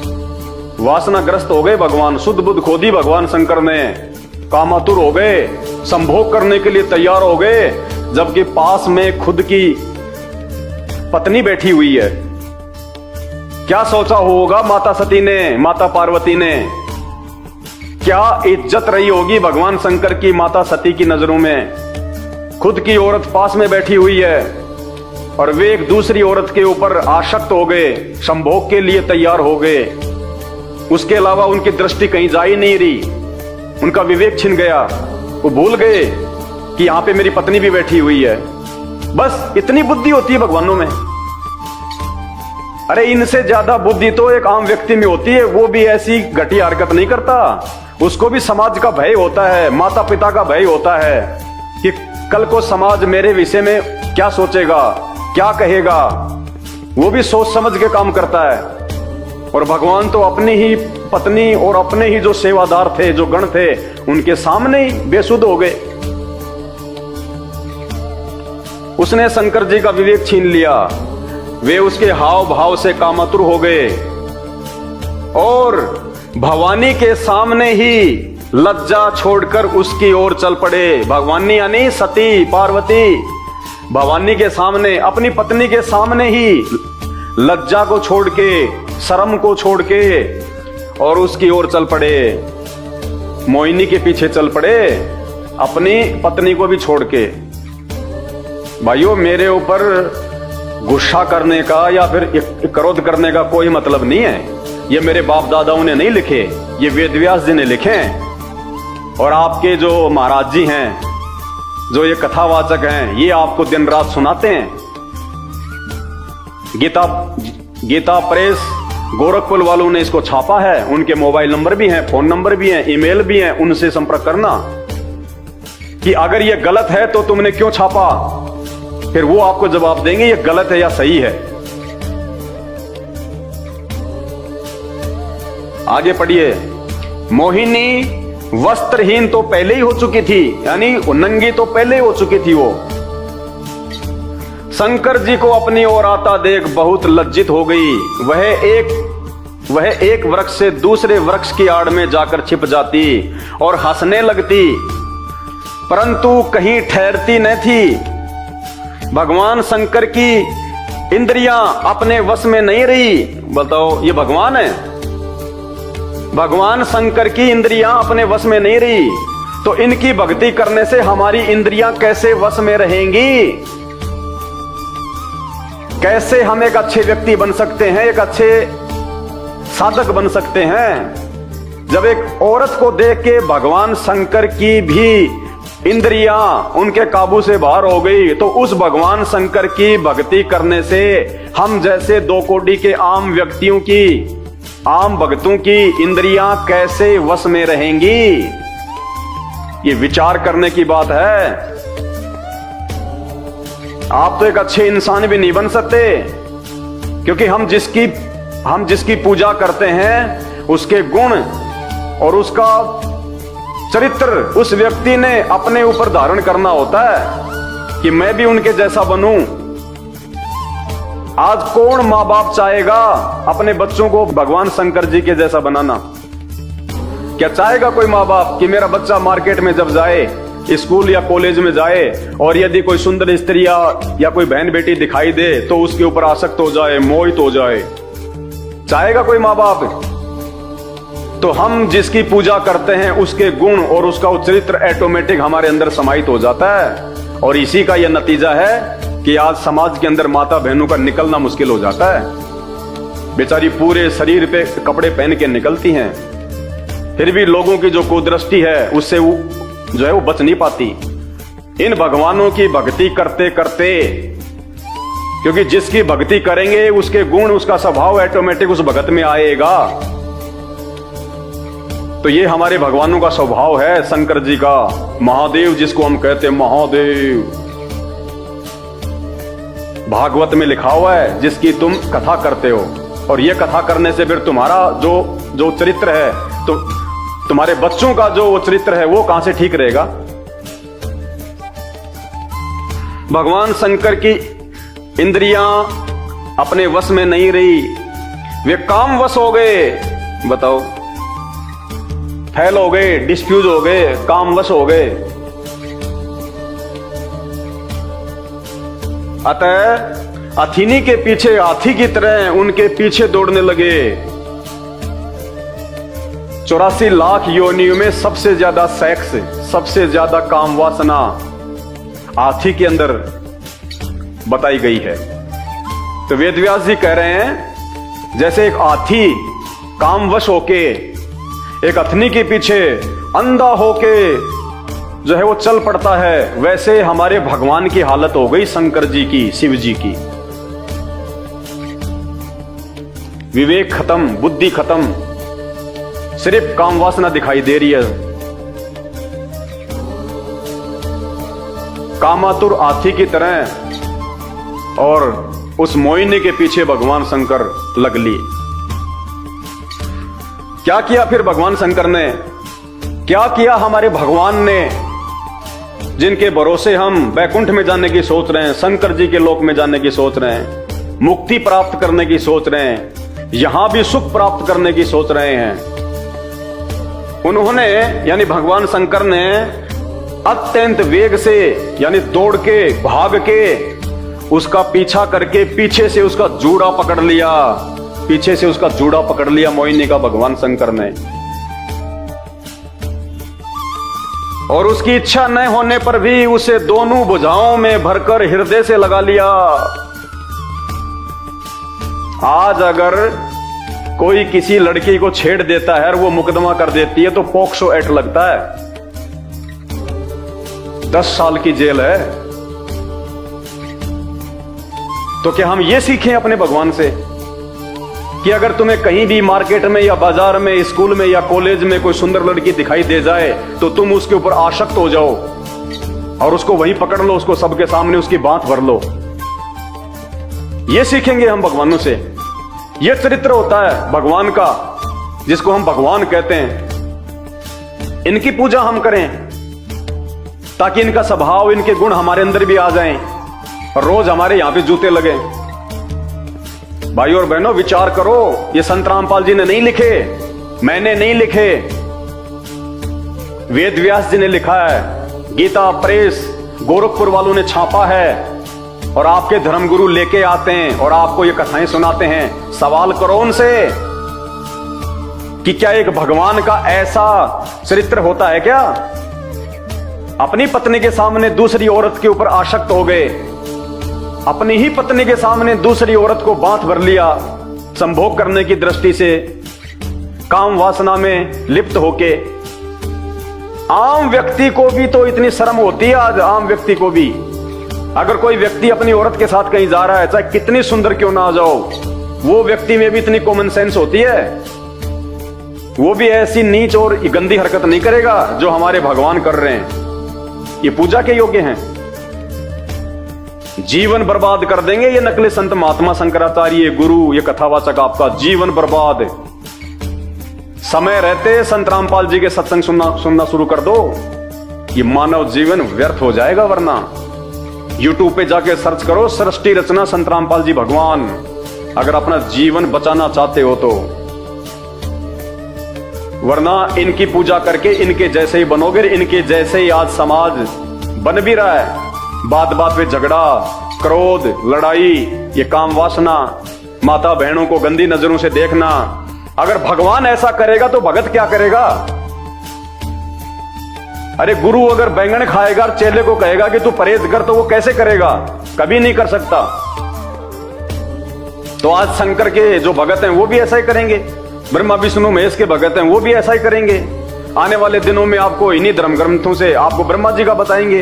अपनी ही बेटी को उन्होंने पीछे से बांध भर ली काम वासना में होके। चलो शंकर जी तो चलो कोई दूसरी औरत है, ब्रह्मा जी ने तो अपनी खुद की बेटी। भाई शर्म आती है इनको भगवान बोलते हुए। तो कौन है फिर वो भगवान जो ये सृष्टि चला रहा है? अगर शंकर जी अगर सृष्टि चला रहे हैं तो जिस समय मोहिनी का सुंदर रूप देख के शंकर जी का जो विवेक है वो छिन गया, तो शंकर जी को तो सुध बुध रही नहीं, तो सृष्टि कौन चला रहा था फिर उस समय जब शंकर जी अपने होशो हौस में नहीं थे? शंकर जी को मालूम नहीं था कि क्या हो गया। उस समय कौन सृष्टि चला रहा था? वो भगवान कौन है जो इनसे भी ऊपर है, सबसे ऊपर है। उसकी जानकारी संत रामपाल जी ने दी है इन्हीं शास्त्रों में दिखा के। सत्संग सुन लेना यूट्यूब पे जाके, संत रामपाल जी भगवान के सत्संग सृष्टि रचना। भगवान शंकर ने यानी उन्होंने अत्यंत वेग से उनका पीछा करके पीछे से उनका जूड़ा पकड़ लिया और उसकी इच्छा न होने पर भी उसे दोनों भुजाओं में भरकर हृदय से लगा लिया। आपके घर पे आपका कोई दोस्त आ जाए और आपकी बहन को या आपकी औरत को देख के वो भगवान शंकर की तरह हो जाए और काम वासना के वशीभूत हो गए, सेक्स करने की इच्छा से अगर वो आपकी बहन का या आपकी औरत का यदि वो पीछे से जूड़ा पकड़ ले, उसको बांध भर ले, आप क्या करोगे? उसको खीर खिलाओगे? उसके लिए आप अच्छा सा मतलब बेड लगाओगे कि रात को आप आराम करो? उसी समय जूते मार मार के भगा दोगे आप कि नालायक इंसान, तुझे ये भी नहीं पता कि समाज में कैसे राज आता है। दूसरे की माँ बहन बेटियों को अपनी माँ बहन और बेटी की दृष्टि से जो है वो देखना चाहिए। नालायक इंसान, तुझे इतनी भी तमीज नहीं है। और भगवान की हम पूजा कर रहे हैं जो वही काम कर रहे हैं। उनके आगे हम अगरबत्ती कर रहे हैं, उनके हम फूल चढ़ा रहे हैं कि भगवान बहुत अच्छा, तुम करो, हम संभाल लेंगे, टेंशन ना लो आप। क्यों? क्योंकि आज तक हमारे को इन भगवानों का यह चरित्र इन्हीं शास्त्रों से इन नकलियों ने नहीं दिखाया। इन नकली शास्त्रियों ने, पंडितों ने, ब्राह्मणों ने, इन कथावाचकों ने, शंकराचार्यों ने हमारे को यह सच्चाई नहीं बताई। इन भगवानों की पार्ट 2, केवल पार्ट 1 पढ़ाया हमारे को। मीठी मीठी कथा कहानियां भिलनी राम की, सुदामा श्री कृष्ण जी की मीठी मीठी कहानी सुना सुना के दान पेटियां भरी। ये पार्ट 2 ये नहीं दिखाया, सच्चाई नहीं दिखाई, सिक्के का दूसरा पहलू नहीं दिखाया। क्योंकि ये अगर वो बता दें इन भगवानों के विषय में तो लोग इनको पूजना छोड़ दें और लोग सवाल करें कि ये तो भगवान हो नहीं सकते ऐसे काम करने वाले। भाई भगवान कौन है उसकी जानकारी दो, जो इन गंदे कर्मों से दूर होता है। अरे भगवान भी अगर ये संभोग करेगा, वासना में अगर वो लिप्त रहेगा, किसी भी माँ बहन बेटी को देख के अगर उसको पीछे से बांध भर लेगा, वो भगवान काहे का? तो इनके पास कोई जवाब नहीं होता, क्योंकि इनको तत्व ज्ञान नहीं है। इन पंडितों को, इन कथावाचकों को, इनको सृष्टि रचना का नहीं पता। उसके लिए आपको केवल संत रामपाल जी के सत्संग सुनने पड़ेंगे यूट्यूब पे। सृष्टि रचना संत रामपाल जी भगवान, फिर देखना आपकी आंखें खुल जाएंगी, आंखें कि हे भगवान हमारा तो जीवन बर्बाद हो रहा था, भला हुआ जो समय रहते हमें संत रामपाल जी भगवान के बारे में पता चल गया। उन्होंने अत्यंत वेग से उनका पीछा करके पीछे से उनका जूड़ा पकड़ लिया और उसकी इच्छा न होने पर भी उसे दोनों भुजाओं में भरकर हृदय से लगा लिया। जैसे हाथी हथीनी का आलिंगन करता है, वैसे ही भगवान शंकर ने उसका आलिंगन किया। भगवान शंकर ने बांध भर के छाती से लगा के और जो है वो किस करने लग गए जबरदस्ती। आलिंगन का मतलब किस करना, काम वासना के वशीभूत होके। ये भी नहीं विचार किया कि मेरी पत्नी क्या कहेगी, मेरे बच्चे क्या कहेंगे। किन भगवानों को भगवान मान के भाई साहब हम मुक्ति सोच रहे हैं? ये आप और हमारे जैसे ही हैं। जैसे गांव का एक व्यक्ति 4 वोट लेके और वो मंत्री बन जाए तो उसके हाथ में पावर आ जाती है वो हमारे गांव का ही, हमारे जैसा ही है, बस वो शक्ति उसके हाथ में आ गई। तो ये भगवान शंकर, ब्रह्मा, विष्णु, महेश और देवता, ये भी इंसानी थे, ये भी 84 लाख योनियों में हैं। जब इनका कभी मानव जन्म हुआ था, इन्होंने कोई अच्छी भक्ति की थी, दान पुण्य इन्होंने ठीक ठाक किए थे, जिस कारण से वो भक्ति के प्रभाव से, वो बल से, वो पावर से आज इनको ये पोस्ट मिली हुई है। और जैसे इनकी भक्ति समाप्त होगी, ये भक्ति समाप्त करने के तो लक्षण नहीं है, जैसे इनकी भक्ति समाप्त होगी फिर ये यहीं आएंगे 84 लाख योनियों में। तो ये भी हमारे जैसे ही हैं। लेकिन ये चरित्र देखो, अगर भगवान का ऐसा चरित्र होगा तो भक्ति कौन करेगा? भाई कोई मूर्ख कर सकता है, समझदार व्यक्ति उसकी भक्ति नहीं करेगा जिसका ये चरित्र हो।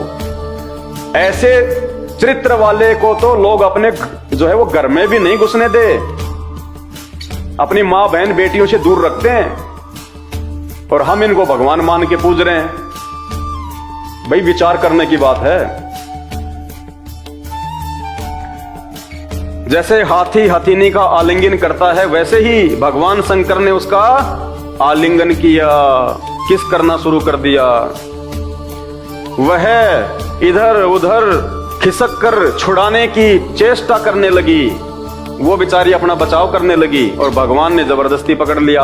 आज कोई जबरदस्ती करे तो कोर्ट उसको 10 साल की सजा कर देती है। इसी छीना झपटी में उनके सिर के बाल बिखर गए।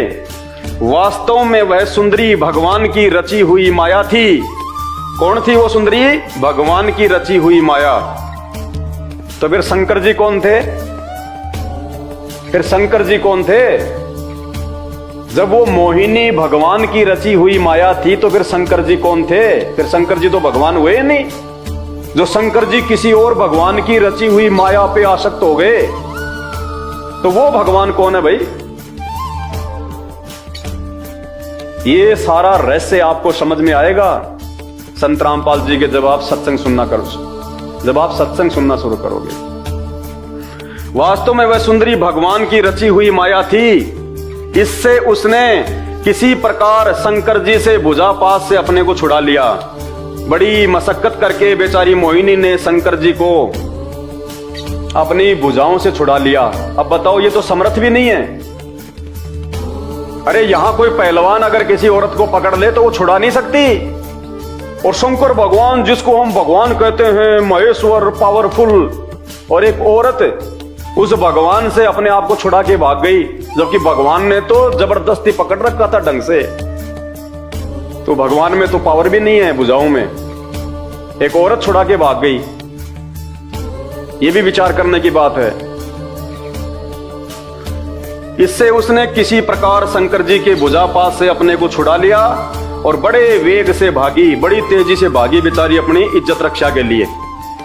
भगवान शंकर भी उन मोहिनी वेशधारी अद्भुत कर्मा भगवान विष्णु के पीछे पीछे दौड़ने लगे। विष्णु भी कम नहीं है, मजे वो भी पूरे ले रहा है कि ढंग से पागल करूंगा आज तेरे को। उस समय ऐसा जान पड़ता था मानो उनके शत्रु कामदेव ने इस समय उन पर विजय प्राप्त कर ली। बताओ, यानी सेक्स ने भगवान शंकर पे विजय प्राप्त कर ली, ऐसा जान पड़ रहा था। वेदव्यास जी कह रहे हैं, अरे जब एक कामदेव, वो तो एक देव है, महादेव नहीं है, जब एक देवता ने, एक कामदेव ने और शंकर जी के ऊपर विजय प्राप्त कर ली, तो ये काहे के भगवान हुए, काहे के महादेव हुए। वो कामदेव बड़ा हो गया शंकर भगवान से, तो जिसने भगवान शंकर पे विजय प्राप्त कर ली। इसलिए तो रावण ने इन 33 करोड़ देव देवताओं को अपनी जेल में डाल रखा था, इन्हीं कर्मों के चलते। तो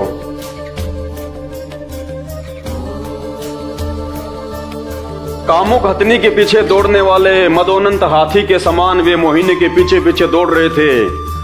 फिर भी भगवान पीछे पीछे हो लिए उसके। यद्यपि अब देखना पुण्यात्माओं, बोलते हुए भी हमें शर्म आएगी, इसलिए मैं हाथ जोड़ के विनती करता हूं, सुनने का प्रयास जरूर करो ताकि आपकी आंखें खुलें कि ऐसे ऐसे कर्म करने वाले भगवान नहीं हो सकते। आपको उस भगवान की आवश्यकता है, स्त्री जिसके आसपास भी नहीं होती, काम वासना जिसके आसपास भी नहीं होती, जिस भगवान के ऊपर ना कोई देव, ना महादेव, ना काम वासना कोई भी विजय प्राप्त ना कर सके। आज इस पूरी पृथ्वी पे वो भगवान, वो परमात्मा संत रामपाल जी हैं। जब तक आप उनका सत्संग नहीं सुनेंगे तब तक आप उनके जीवन के विषय में भी कुछ नहीं जान पाएंगे। भ्रमित करने वाले आपको बहुत करेंगे, लेकिन शास्त्रों में जो सच्चाई है, जो उन्होंने आज आके बताई है, ये भगवान के अलावा कोई दूसरा नहीं बता सकता। क्या किया फिर भगवान शंकर ने? भगवान शंकर का वीर्य अमोघ है, फिर भी मोहिनी की माया से वह संखलित हो गया। इससे घटिया और चरित्र नहीं हो सकता।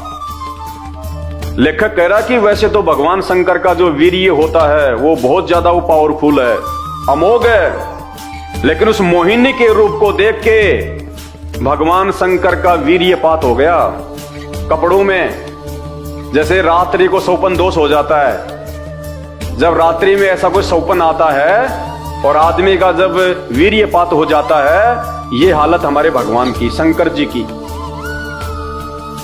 उस मोहिनी के रूप को ही देख के, उसकी सुंदरता को देख के, और भगवान शंकर का उसके कपड़ों में वीर्यपात हो गया। इतने कामातुर हो गए, इतने काम वासना में चले गए, ये भी नहीं ख्याल किया कि सामने मेरी औरत बैठी हुई है, मेरे बच्चे बैठे हुए हैं, मेरे गण बैठे हुए हैं। भला हो जिन्होंने ये शास्त्रों में सच्चाई लिख दी और आज आप और हमारी आंखें खोलने के लिए पर्याप्त है। अगर भगवान इतना ही कमजोर है तो कहां से मुक्ति कर देगा हमारी? अरे ये भागवत सुनने से आपके अंदर काम वासना जागेगी या फिर कोई भक्ति के प्रति आपकी रुचि बनेगी? अगर ये चरित्र पढ़ेंगे तो क्या होगा? आप कहोगे अपने बच्चों को कि तुम्हारे को भगवान शंकर के जैसा बनना चाहिए। कोई माँ बाप नहीं चाहेगा कि मेरा बेटा भगवान शंकर के जैसा बने। ये हालत है। अरे 5 किलो देसी घी का किसी ने हलवा बनाया, हलवा तो बहुत अच्छी चीज होती है, सब कोई जो है खाने की इच्छा होती है, और उसमें एक बूंद यदि कोई जहर की डाल दे, कोई खाएगा उसको? कोई नहीं खाएगा। कोई मूर्ख खाएगा या कोई बिल्कुल जो पागल होगा वो खाएगा, जिसको जहर का नहीं पता। तो ये चाहे कितने अच्छे हों भगवान शंकर, लेकिन एक चरित्र दाग लगा देता है, दाग। भाई और बहनों, विचार करो इन बातों पे। इन संतों ने, महंतों ने, इन पंडितों ने, इन शंकराचार्यों ने, इन भागवत के कथाकारों ने आप और हमारे को कहां मूर्ख बना रखा है। सिर्फ दान दक्षिणा के लिए आप लोगों तक ये सच्चाई नहीं पहुंचाई जा रही। धन्यवाद करो संत रामपाल जी भगवान का, जो सन 1994 से इन शास्त्रों को टीवी चैनलों पे दिखा दिखा के सच्चाई बता रहे हैं, और लाखों की संख्या में भगत आत्माओं ने अपना जीवन धन्य बना लिया। जीवन धन्य। मर्यादाओं के बिना भक्ति नहीं होती, नियमों के बिना भक्ति नहीं होती। जैसे किसी को कोई कैंसर का रोग है, डॉक्टर के पास जाएगा, डॉक्टर ऑपरेशन कर देगा और फिर उसको कुछ परहेज बताएगा। जब तक वो परहेज नहीं निभाएगा उसका इलाज संभव नहीं है, वो स्वस्थ नहीं हो सकता। ठीक इसी प्रकार जो भक्ति होती है उसके नियम होते हैं, मर्यादा होती है, जिनमें एक मर्यादा है दूसरे की मां बहन बेटे को अपनी मां बहन की नजर से देखना। ये नियम है भक्ति का। तो काहे की भक्ति है? शंकर जी तो खुद ही नियम तोड़ रहे हैं, इनके भक्तों पे कहां होगा असर? अरे मैं खाऊं गुड़ और दूसरों को कहूं भैया गुड़ नहीं खाना चाहिए, पेट में कीड़े पड़ जाएंगे, कहां से मेरे शब्द काम करेंगे? नहीं करेंगे। तो शंकर जी का ये चरित्र है तो उनके भक्तों का क्या होगा? कहां जाएंगे उनके भगत? इसलिए तो हम मरने के बाद में उनके श्राद्ध निकालते हैं, क्योंकि भूत बनते हैं सब भूत। ये पूर्ण परमात्मा नहीं है, पूर्ण भगवान नहीं है, सृष्टि का रचनहार नहीं है, ये महादेव नहीं है। ये तो आम इंसान का भी ऐसा नहीं होता है चरित्र। अगर गांव में कोई इंसान अगर सरेआम ऐसा कर दे, उस आदमी को गांव से बाहर निकाल दिया जाता है मुंह काला करके। और शंकर जी की हम घर में मूर्ति लगा के, फोटो लगा के हम इनके आगे अगरबत्ती कर रहे हैं, दिया जला रहे हैं, भगवान मान रहे हैं। भाई हमारी बुद्धि बिल्कुल फेल हो चुकी है, हमें पता ही नहीं फिर कौन भक्ति है और क्या भगवान है। देखा देखी में चल रहे हैं, भेड़ चाल में। जिसने जो बता दिया वो ही पूज लो, अंत में रोगे पछताओगे। जब ये शरीर छूटेगा ना, भगवान हिसाब मांगेगा वहां। वो पूर्ण परमात्मा जो इन सब के ऊपर है, जिसकी जानकारी संत रामपाल जी ने दी है और दुनिया में किसी के पास नहीं है, वो हिसाब मांगेगा एक एक श्वास का, कि बेटा इस श्वास से मैंने तेरे को पूर्ण गुरु से नाम लेके और सही मंत्र जाप करने के लिए दी थी, हिसाब दे। क्या हिसाब दोगे? उस समय ये शंकर जी नहीं आएंगे बचाने, ब्रह्मा विष्णु जी नहीं आएंगे, देव देवता नहीं आएंगे, खुद के कर्म खुद ने भोगने पड़ेंगे। तुम्हारे ये गुरुजन नहीं आएंगे, ये कथा कहने वाले, ये खुद उस समय आपको नरक में पड़े हुए मिलेंगे। विचार करो, अभी समय है। जब तक आप जीवित हैं तब तक समय है आपके पास में। एक बार शरीर छूट गया ना, कोई धनी नहीं है फिर। भगवान शंकर का वीर्य अमोघ है, फिर भी मोहिनी की माया से वह संकलित हो गया।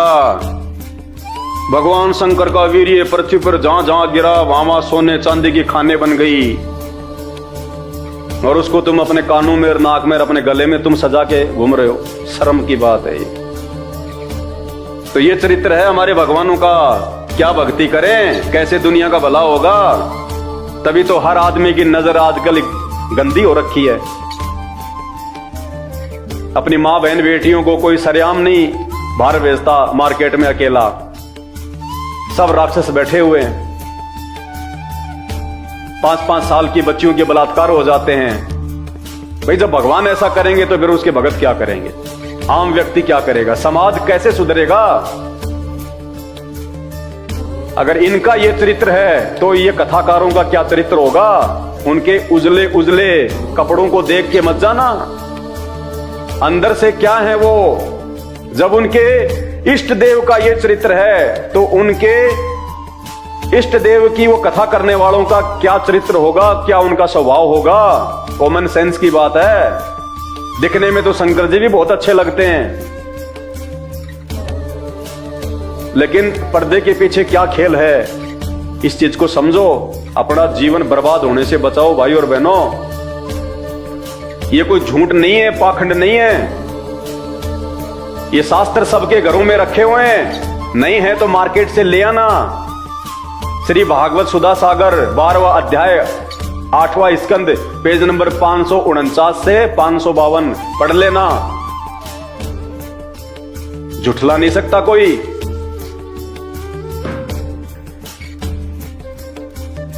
फिर क्या कहा सुखदेव जी ने, हे परीक्षित, वीर्यपात हो जाने के बाद उन्हें अपनी स्मृति हुई। उन्होंने देखा कि अरे भगवान की माया तो मुझे खूब छकाया। कहते हैं वो वीर्यपात होने के बाद में भगवान का जो बुद्धि थी, जो विवेक थी, वापस उनके खोपड़ी में आई और उन्होंने कहा कि अरे ये क्या कर दिया मैंने, ओ हो, भगवान ने तो मुझे बड़ा मूर्ख बनाया। अरे वीर्यपात होने के बाद तो आम व्यक्ति की बुद्धि भी ठिकाने आ जाती है, तो भगवान की आ गई तो जो है कौन सी बड़ी बात हो गई। यहां काम वासना में आदमी जो है दूसरे की औरतों का बलात्कार कर देते हैं जबरदस्ती। बलात्कार के मुकदमे बहुत हो रहे हैं। वो कर तो देते हैं बलात्कार, लेकिन वो बलात्कार होने के बाद में फिर उनकी बुद्धि ठिकाने आ जाती है जब पुलिस के डंडे पड़ते हैं, जब उनको जेल होती है तब। फिर तो इंसानों की भी आ जाती है बुद्धि ठिकाने। कहते हैं फिर बाद में भगवान की स्मृति वापस आ गई। वो पहले कहां चली गई थी, ब्रह्मांड में चली गई थी। वो भगवान ही था तो भगवान की बुद्धि कहां चली गई, और जिसकी बुद्धि जिसकी खोपड़ी से बाहर चली गई वो भगवान कहां हुआ फिर। तो विचार करो भाइयों, जागो। ये शास्त्र और ये शिक्षा, आज से पहले ये शास्त्र हिंदी में अनुवादित नहीं थे। आज से पहले एक ब्राह्मणों के अलावा दूसरों को शिक्षा ग्रहण करने का अधिकार नहीं था। ये उस पूर्ण परमात्मा की हमारे ऊपर मेहर हुई है, जो मालिक ने हमारे को पढ़ाया लिखाया और ये शास्त्रों का हर भाषा में अनुवाद कर दिया, ताकि आज कोई भी धर्मगुरु हमारे को मूर्ख नहीं बना सके इन शास्त्रों को सुना के। तुरंत हम उनसे सवाल करें कि क्या बता रहा भाई, कौन सा भगवान, क्या भगवान, ये भगवानों का चरित्र है क्या, ऐसे होते हैं क्या भगवान? ऐसे तो हम लोग बिना भक्ति के ठीक है। फिर ये कथा सुनाएंगे हम अपने बच्चों को, अपनी माताओं को, अपनी बहनों को, जो तुम्हारे को भी सुनाने में शर्म आ रही है। ऐसा गंदा चरित्र होता है भगवानों का। जागो जागो, समय निकलता जा रहा हाथ से। ये धर्मगुरु नहीं बचाएंगे धर्मराज के दरबार से। उल्टा लटकाया जाएगा, नरक में ठोका जाएगा, फिर 84 लाख योनियों में गधे कुत्ते। आज आप कितने सुखी हो, फिर गधे कुत्ते बन के कहां पे तुम्हारे को सुख होगा। वीर्यपात हो जाने के बाद उन्हें अपनी स्मृति हुई। उन्होंने देखा कि अरे भगवान की माया तो मुझे खूब छुकाया। वे तुरंत उस दुखद प्रसंग से अलग हो गए। इसके बाद आत्म स्वरूप सर्वात्मा भगवान की ये महिमा जानकर उन्हें कोई आश्चर्य नहीं हुआ। इतना घटिया काम करने के बाद भी उनको शर्म नहीं आई। कहने का मतलब ये है इसका। आगे देखिए, सुखदेव जी कहते हैं, प्रिय परीक्षित, मैंने विष्णु भगवान की यह ऐश्वर्य पूर्ण लीला तुमको सुनाई। अब इसमें खाक ऐश्वर्य पूर्ण है, क्या है इसमें ऐसा महान है? ये तो शर्मिंदा होने की बात है। और ये कहने कि मैंने तुम्हें भगवान विष्णु की ऐश्वर्य पूर्ण कथा सुनाई। भाइयों विचार करो। सुखदेव जी कहते हैं, प्रिय परीक्षित, मैंने विष्णु भगवान की यह ऐश्वर्य पूर्ण लीला तुमको सुनाई, जिसमें समुद्र मंथन के समय अपनी पीठ पर मंदराचल धारण करने वाले भगवान का वर्णन है। जो पुरुष बार बार इसका कीर्तन और श्रवण करता है, उसका उद्योग कभी और कभी निष्फल नहीं होता। बताओ, कहते हैं जो व्यक्ति इस कथा को बार बार सुनेगा और सुनाएगा, उसका काम धंधा बहुत अच्छा चलेगा। जूते पड़ेंगे, जूते। आप सुना के दिखा दो यहां पे रोड पे तुम खड़े होके, जैसे ये दास अपने गुरुदेव के आशीर्वाद से तुमको सुना रहा है, तुम रोड पे खड़े होके सुना दो, जूते पड़ेंगे, जूते। और अगर इस कथा के सुनने से और इसका कीर्तन करने से अगर काम धंधा बहुत अच्छा चले, तो ये पंडित क्या तुम्हारा काम धंधा अच्छा चलता हुआ देखना नहीं चाहते क्या? ये पंडित क्यों नहीं सुनाते तुम्हें ये कथा? जब इस कथा के सुनने और कहने से अगर अगर इतना लाभ है तो ये पंडित क्यों नहीं सुनाते तुम्हें कथा, ये ब्राह्मण क्यों नहीं सुनाते, ये कथावाचक क्यों नहीं सुनाते, ये शंकराचार्य क्यों नहीं सुनाते? क्योंकि उनको भी शर्म आती है जब ये सुनाते हैं तब। और कह रहे हैं ये कथा की सुनने से, ये कीर्तन करने से सारी इच्छाएं पूरी हो जाएंगी, उद्योग बहुत अच्छा चलेगा। ऐसे मूर्ख बनाया जा रहा है हमें, क्योंकि सुखदेव को फिर ऊपर कोई भगवान नजर नहीं आता। उसको भी पता था इन बातों का कि ऐसे जो है वो चरित्र वाला भगवान नहीं हो सकता, लेकिन सुखदेव को उनसे ऊपर दूसरे भगवानों की भी तो जानकारी नहीं। वो जानकारी संत रामपाल जी ने दी आज आके। एकमात्र संत रामपाल जी हैं जो ये कथा सुनाने के अधिकारी हैं, एक संत के रूप में, धर्म गुरु के रूप में। अरे जब द्वापर में कोई ये कथा कहने का अधिकारी नहीं था, सबने हाथ खड़े कर दिए, और आज ये ले लेके बड़े बड़े पंडाल लगा लगा के माइक और ये कथा करते फिरते हैं। ये जीवन बर्बाद कर रहे हैं, समाज का जीवन बर्बाद। ये अधिकारी नहीं है, ये भी मरने के बाद में सूअर बनेंगे, ये गधे कुत्ते बनेंगे, 84 लाख योनियों में जाएंगे। ये विधान है परमात्मा का। सत भक्ति केवल संत रामपाल जी के पास है, आज पूरे विश्व में किसी के पास नहीं है। अगर समझ में आ जाए तो बहुत अच्छी बात है। जो पुरुष बार बार इसका कीर्तन और श्रवण करता है, उसका उद्योग कभी और कभी निष्फल नहीं होता। आगे 13वां अध्याय आ गया। तो भाई और बहनों, आप सबसे मेरी हाथ जोड़ के विनती है, ये मानव शरीर परमात्मा ने केवल भक्ति के लिए दिया है। मानव जन्म दुर्लभ है, ये मिले न बारंबार। जैसे पेड़ से पत्ता टूट जाए वापस नहीं लगता डाल। एक बार ये छूट गया ना, तो जैसे वो फल या पत्ता पेड़ से टूट के गिर जाता है, फिर वापस नहीं लगता, ये वापस नहीं मिलेगा। और ये जितने भी नकली धर्मगुरु हैं, ये कथावाचक हैं, ये हमारे मानव जीवन को बर्बाद करवा रहे हैं। इनको खुद को शास्त्रों का वास्तविक ज्ञान नहीं है, ना ये कथा करने के ये अधिकारी हैं, ना ये कोई मंत्र देने के अधिकारी हैं, ना इनका कोई चरित्र अच्छा है, ना इनके कोई विचार अच्छे हैं, ना इनकी भक्ति की कोई मर्यादा है, ना कोई नियम है। बस इनको दान दक्षिणा दिए जाओ, बाकी शराब पियो, बीड़ी पियो, मांस खाओ, तुम गुटखा खाओ, चोरी करो, जारी करो, तुम रिश्वत लो, जीव हत्या करो, इनको कोई मतलब नहीं है। समय रहते संत रामपाल जी के सत्संग सुनना शुरू कर दो। रोजाना शाम को 7:30 बजे साधना टीवी चैनल पे 7:30 बजे से 8:30 बजे तक 1 घंटे का सत्संग आता है। बाकी मोबाइल सबके हाथ में है, यूट्यूब पे जाके सर्च करो, सृष्टि रचना संत रामपाल जी भगवान। भाई और बहनों, आने वाला समय बड़ा विनाशक है, प्राकृतिक उथल पुथल का समय है। उस समय आपके ये नकली गुरु नहीं बचाएंगे आपको। जिन भगवानों की आप भक्ति कर रहे हो, जिनको भगवान मान के, ये आधे अधूरे भगवान आपको नहीं बचा पाएंगे। केवल संत रामपाल जी हैं जिनके मार्गदर्शन में आप अपने और अपने परिवार की रक्षा कर सकते हो। एक वर्तमान में धर्मगुरु कहलाने के अधिकारी, जगत गुरु कहलाने के अधिकारी केवल संत रामपाल जी हैं। इन संपूर्ण शास्त्रों का वास्तविक ज्ञान केवल वर्तमान में संत रामपाल जी को है। धरती पे दूसरा कोई पुरुष नहीं है। ये डमी गॉड है, आधे अधूरे भगवान हैं।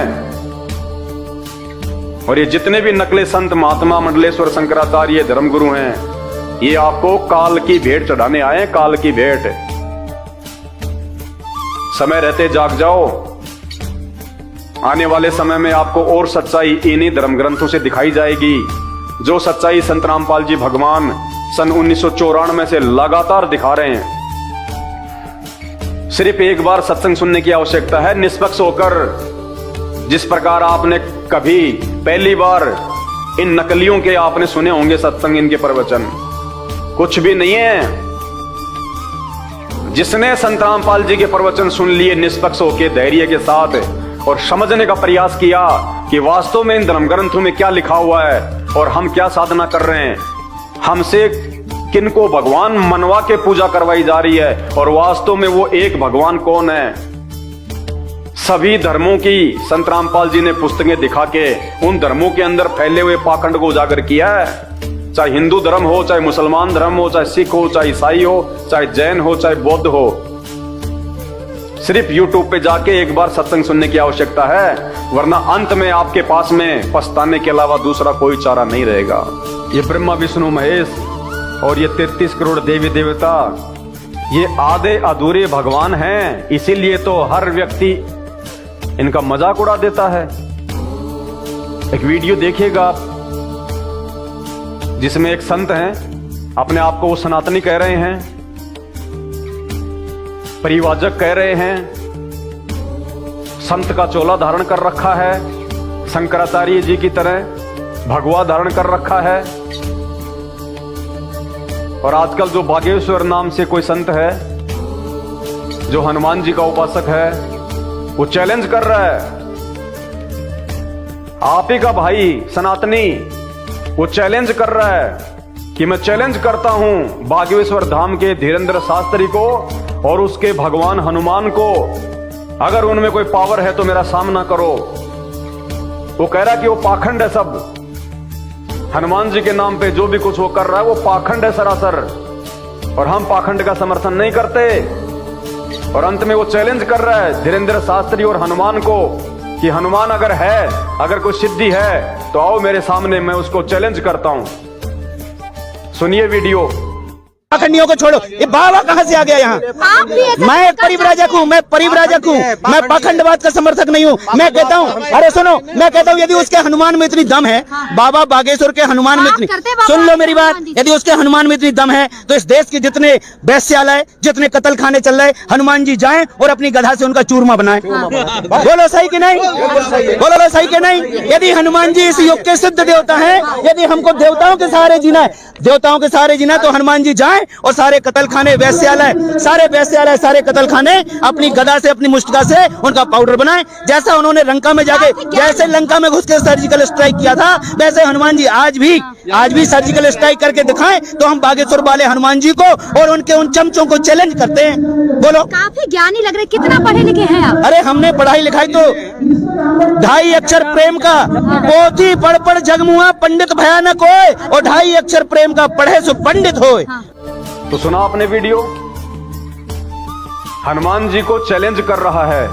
क्यों चैलेंज कर रहा है? क्योंकि उनको पता है कि ऐसी कोई शक्ति व्यक्ति नहीं है, ये पूर्व जन्म की कोई सिद्धि है, कोई छोटी मोटी, धीरेन्द्र शास्त्री के पास में, जो वर्तमान में वो अपनी शक्ति को बर्बाद कर रहा है, वो खर्च कर रहा है, और अंत में जब उसकी वो शक्ति वो खत्म हो जाएगी लोगों में बांट बांट के, उसका क्या हाल होगा फिर।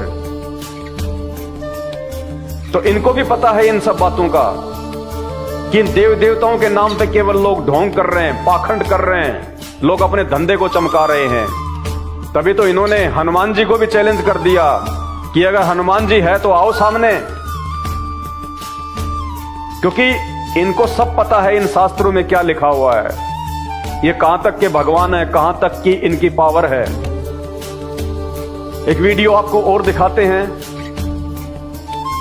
श्री नरेश चंद्र अग्रवाल जी हैं, राज्यसभा के सदस्य हैं। वो राज्यसभा में, जहां पे देश के नेता लोग बैठे होते हैं, जहां पे बुद्धिजीवी लोग बैठे होते हैं, उन सब के सामने वो एक श्लोक बोल के आपके देवी देवताओं का, आपके भगवानों का, जिनको आप भगवान विष्णु मान के पूज रहे हैं, हनुमान जी मान के पूज रहे हैं, उनका मजाक उड़ा रहे हैं, और उनके साथी तालियां बजा रहे हैं, हंस रहे हैं। वो कहते हैं कि विस्की में विष्णु बसे, विस्की शराब, उसमें कौन बसता है? विष्णु भगवान, जिसको आप भगवान मानते, जिसकी पूजा करते हैं। विस्की में विष्णु बसे, रम में बसे श्री राम। रम के अंदर जो आर्मी में मिलती थी पहले रम की बोतल, उसमें कौन बसते हैं? आपके श्री राम, जिनके नाम पे आप देश को हिंदू राष्ट्र घोषित करना चाहते हैं, सनातन का नारा लगाते हैं, घर घर में जिनकी पूजा करते हैं आप, कहते हैं वो तो दारू में बसते हैं, रम में। विस्की में विष्णु बसे, रम में बसे श्री राम, जिनमें माता जानकी, माता जानकी सीता जी को कहां बताया उन्होंने? जिन, जो कि एक शराब आती है। जिनमें बसे माता जानकी, और ठर्रे में हनुमान, देसी पौवा आता ठर्रा, कहते हैं उसमें हनुमान जी बसते हैं। बोलो सियावर रामचंद्र की जय। सुनिए भाई साहब का वीडियो। मैंने तो इतना भी कुछ नहीं कहा, संत रामपाल जी ने तो ऐसा भी नहीं कहा कुछ उन्होंने। मेरे गुरुदेव भगवान ने तो केवल वो सच्चाई बताई है जो इन शास्त्रों में लिखी हुई है। इसको सुन के भी अगर किसी धर्मगुरु के अगर पेट में दर्द होता है तो भाई ये तो उसकी कमजोरी है। ये सच्चाई तो आज नहीं तो कल ये तो समाज के सामने आएगी। भगवान धरती पे आया हुआ है तो तुम्हारे पाखंड का पर्दाफाश होगा। तुमने जो पूर्वजों को ये भूत पूजा करवा करवा के, ये भागवत सुना सुना के जो तुमने लोगों को भूत बनवा दिया, आज उनके श्राद्ध निकलवाते हो, फिर डबल कमाई। पहले तो भागवत के नाम पे कमाई, फिर मरने के बाद में श्राद्ध के नाम पे कमाई, कर्म कांड के नाम पे कमाई। अब इस पाखंड से पर्दा उठेगा हर धर्म का। धीरे धीरे दूसरे धर्मों में फैले हुए पाखंड का भी वीडियो बनेगा। हमारा मकसद केवल समाज को सत्यता से रूबरू करवाना है। आप जैसे कथावाचक पंडित मौलवी जो दुनिया को भ्रमित कर रहे हैं अपने धंधे के लिए, सबका पाखंड उजागर होगा। परमात्मा धरती पे है, अब तुम छुपने वाले नहीं हो। तुम्हारी दुकानें बहुत चल चुकी हैं, अब नहीं चलेंगी। तो सुनिए भाई साहब का वीडियो और उसके बाद विचार करना कि आपके भगवानों की समाज में कहां तक इज्जत है। विस्की में विष्णु बसे, रम में बसे श्री राम, और जिन में माता जानकी, और ठर्रे में हनुमान। क्योंकि इन भगवानों का जो है वो चरित्र शास्त्रों में है। इसलिए श्रीमान नरेश चंद्र अग्रवाल जी को भी बोलने में कोई शर्म नहीं आई, क्योंकि उनको पता है, उन्होंने कहीं से पढ़ लिए होंगे शास्त्र, किसी ने बता दिया होगा कि ये कहां तक के भगवान हैं, क्या इनका जो है वो चरित्र है। तो उनको भी बोलने में कोई शर्म नहीं आई और पूरा देश उनका समर्थन कर रहा है। राज्यसभा में जितने भी लोग बैठे हुए हैं जो उनकी बातों पे तालियां बजा रहे हैं, हंस रहे हैं, तो उनका समर्थन कर रहे हैं। तो ये सच्चाई है भगवानों की। सुनिए पहले उनका वीडियो।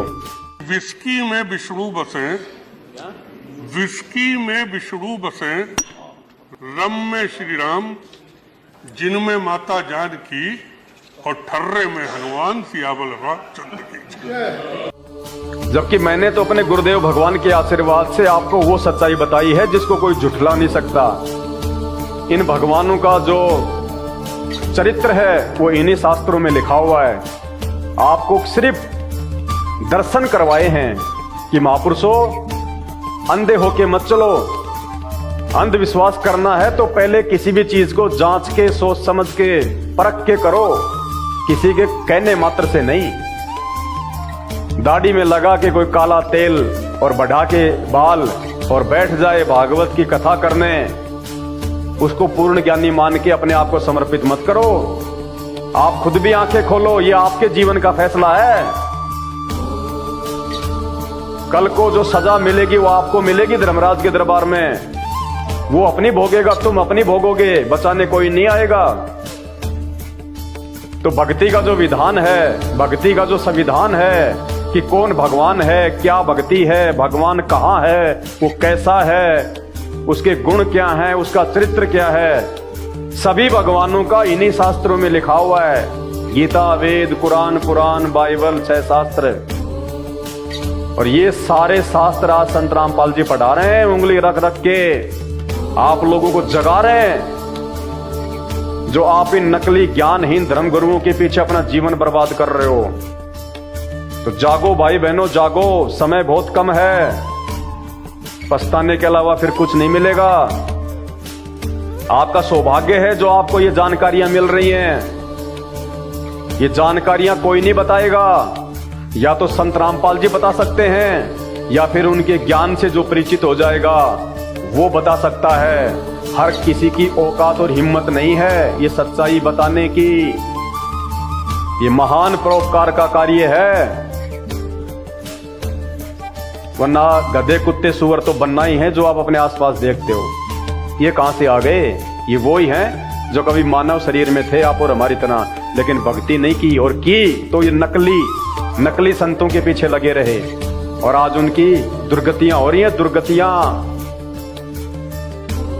तो विचार करो इन सब बातों पे और समय रहते संत रामपाल जी की शरण में आ जाओ। उससे पहले उनके सत्संग सुनो, अच्छे से समझो, पहले अध्यात्म को पहचानो, पहले भगवान कौन है। आज तक तुम्हें ये नकली धर्मगुरु ये नहीं बता सके कि एक भगवान कौन है, एक परमात्मा नहीं बता सके तुम्हें शास्त्रों से निकाल के। तुम्हारे को भूत भैरव की पूजा करवा दी, देवी देवताओं की जो है वो पूजा करवा दी, जिनको रावण ने अपनी जेल में डाल रखा था। वो तुम्हारा कहां से मोक्ष कर देंगे? विचार करो इन बातों पे। तो हाथ जोड़ के विनती है, मैं केवल आपको समझा सकता हूं, आपसे विनती कर सकता हूं। मानना या ना मानना ये आपके अपने बुद्धि विवेक के ऊपर है। वीडियो को ज्यादा से ज्यादा शेयर करें। बंदी छोड़ सतगुरु रामपाल जी भगवान की जय हो।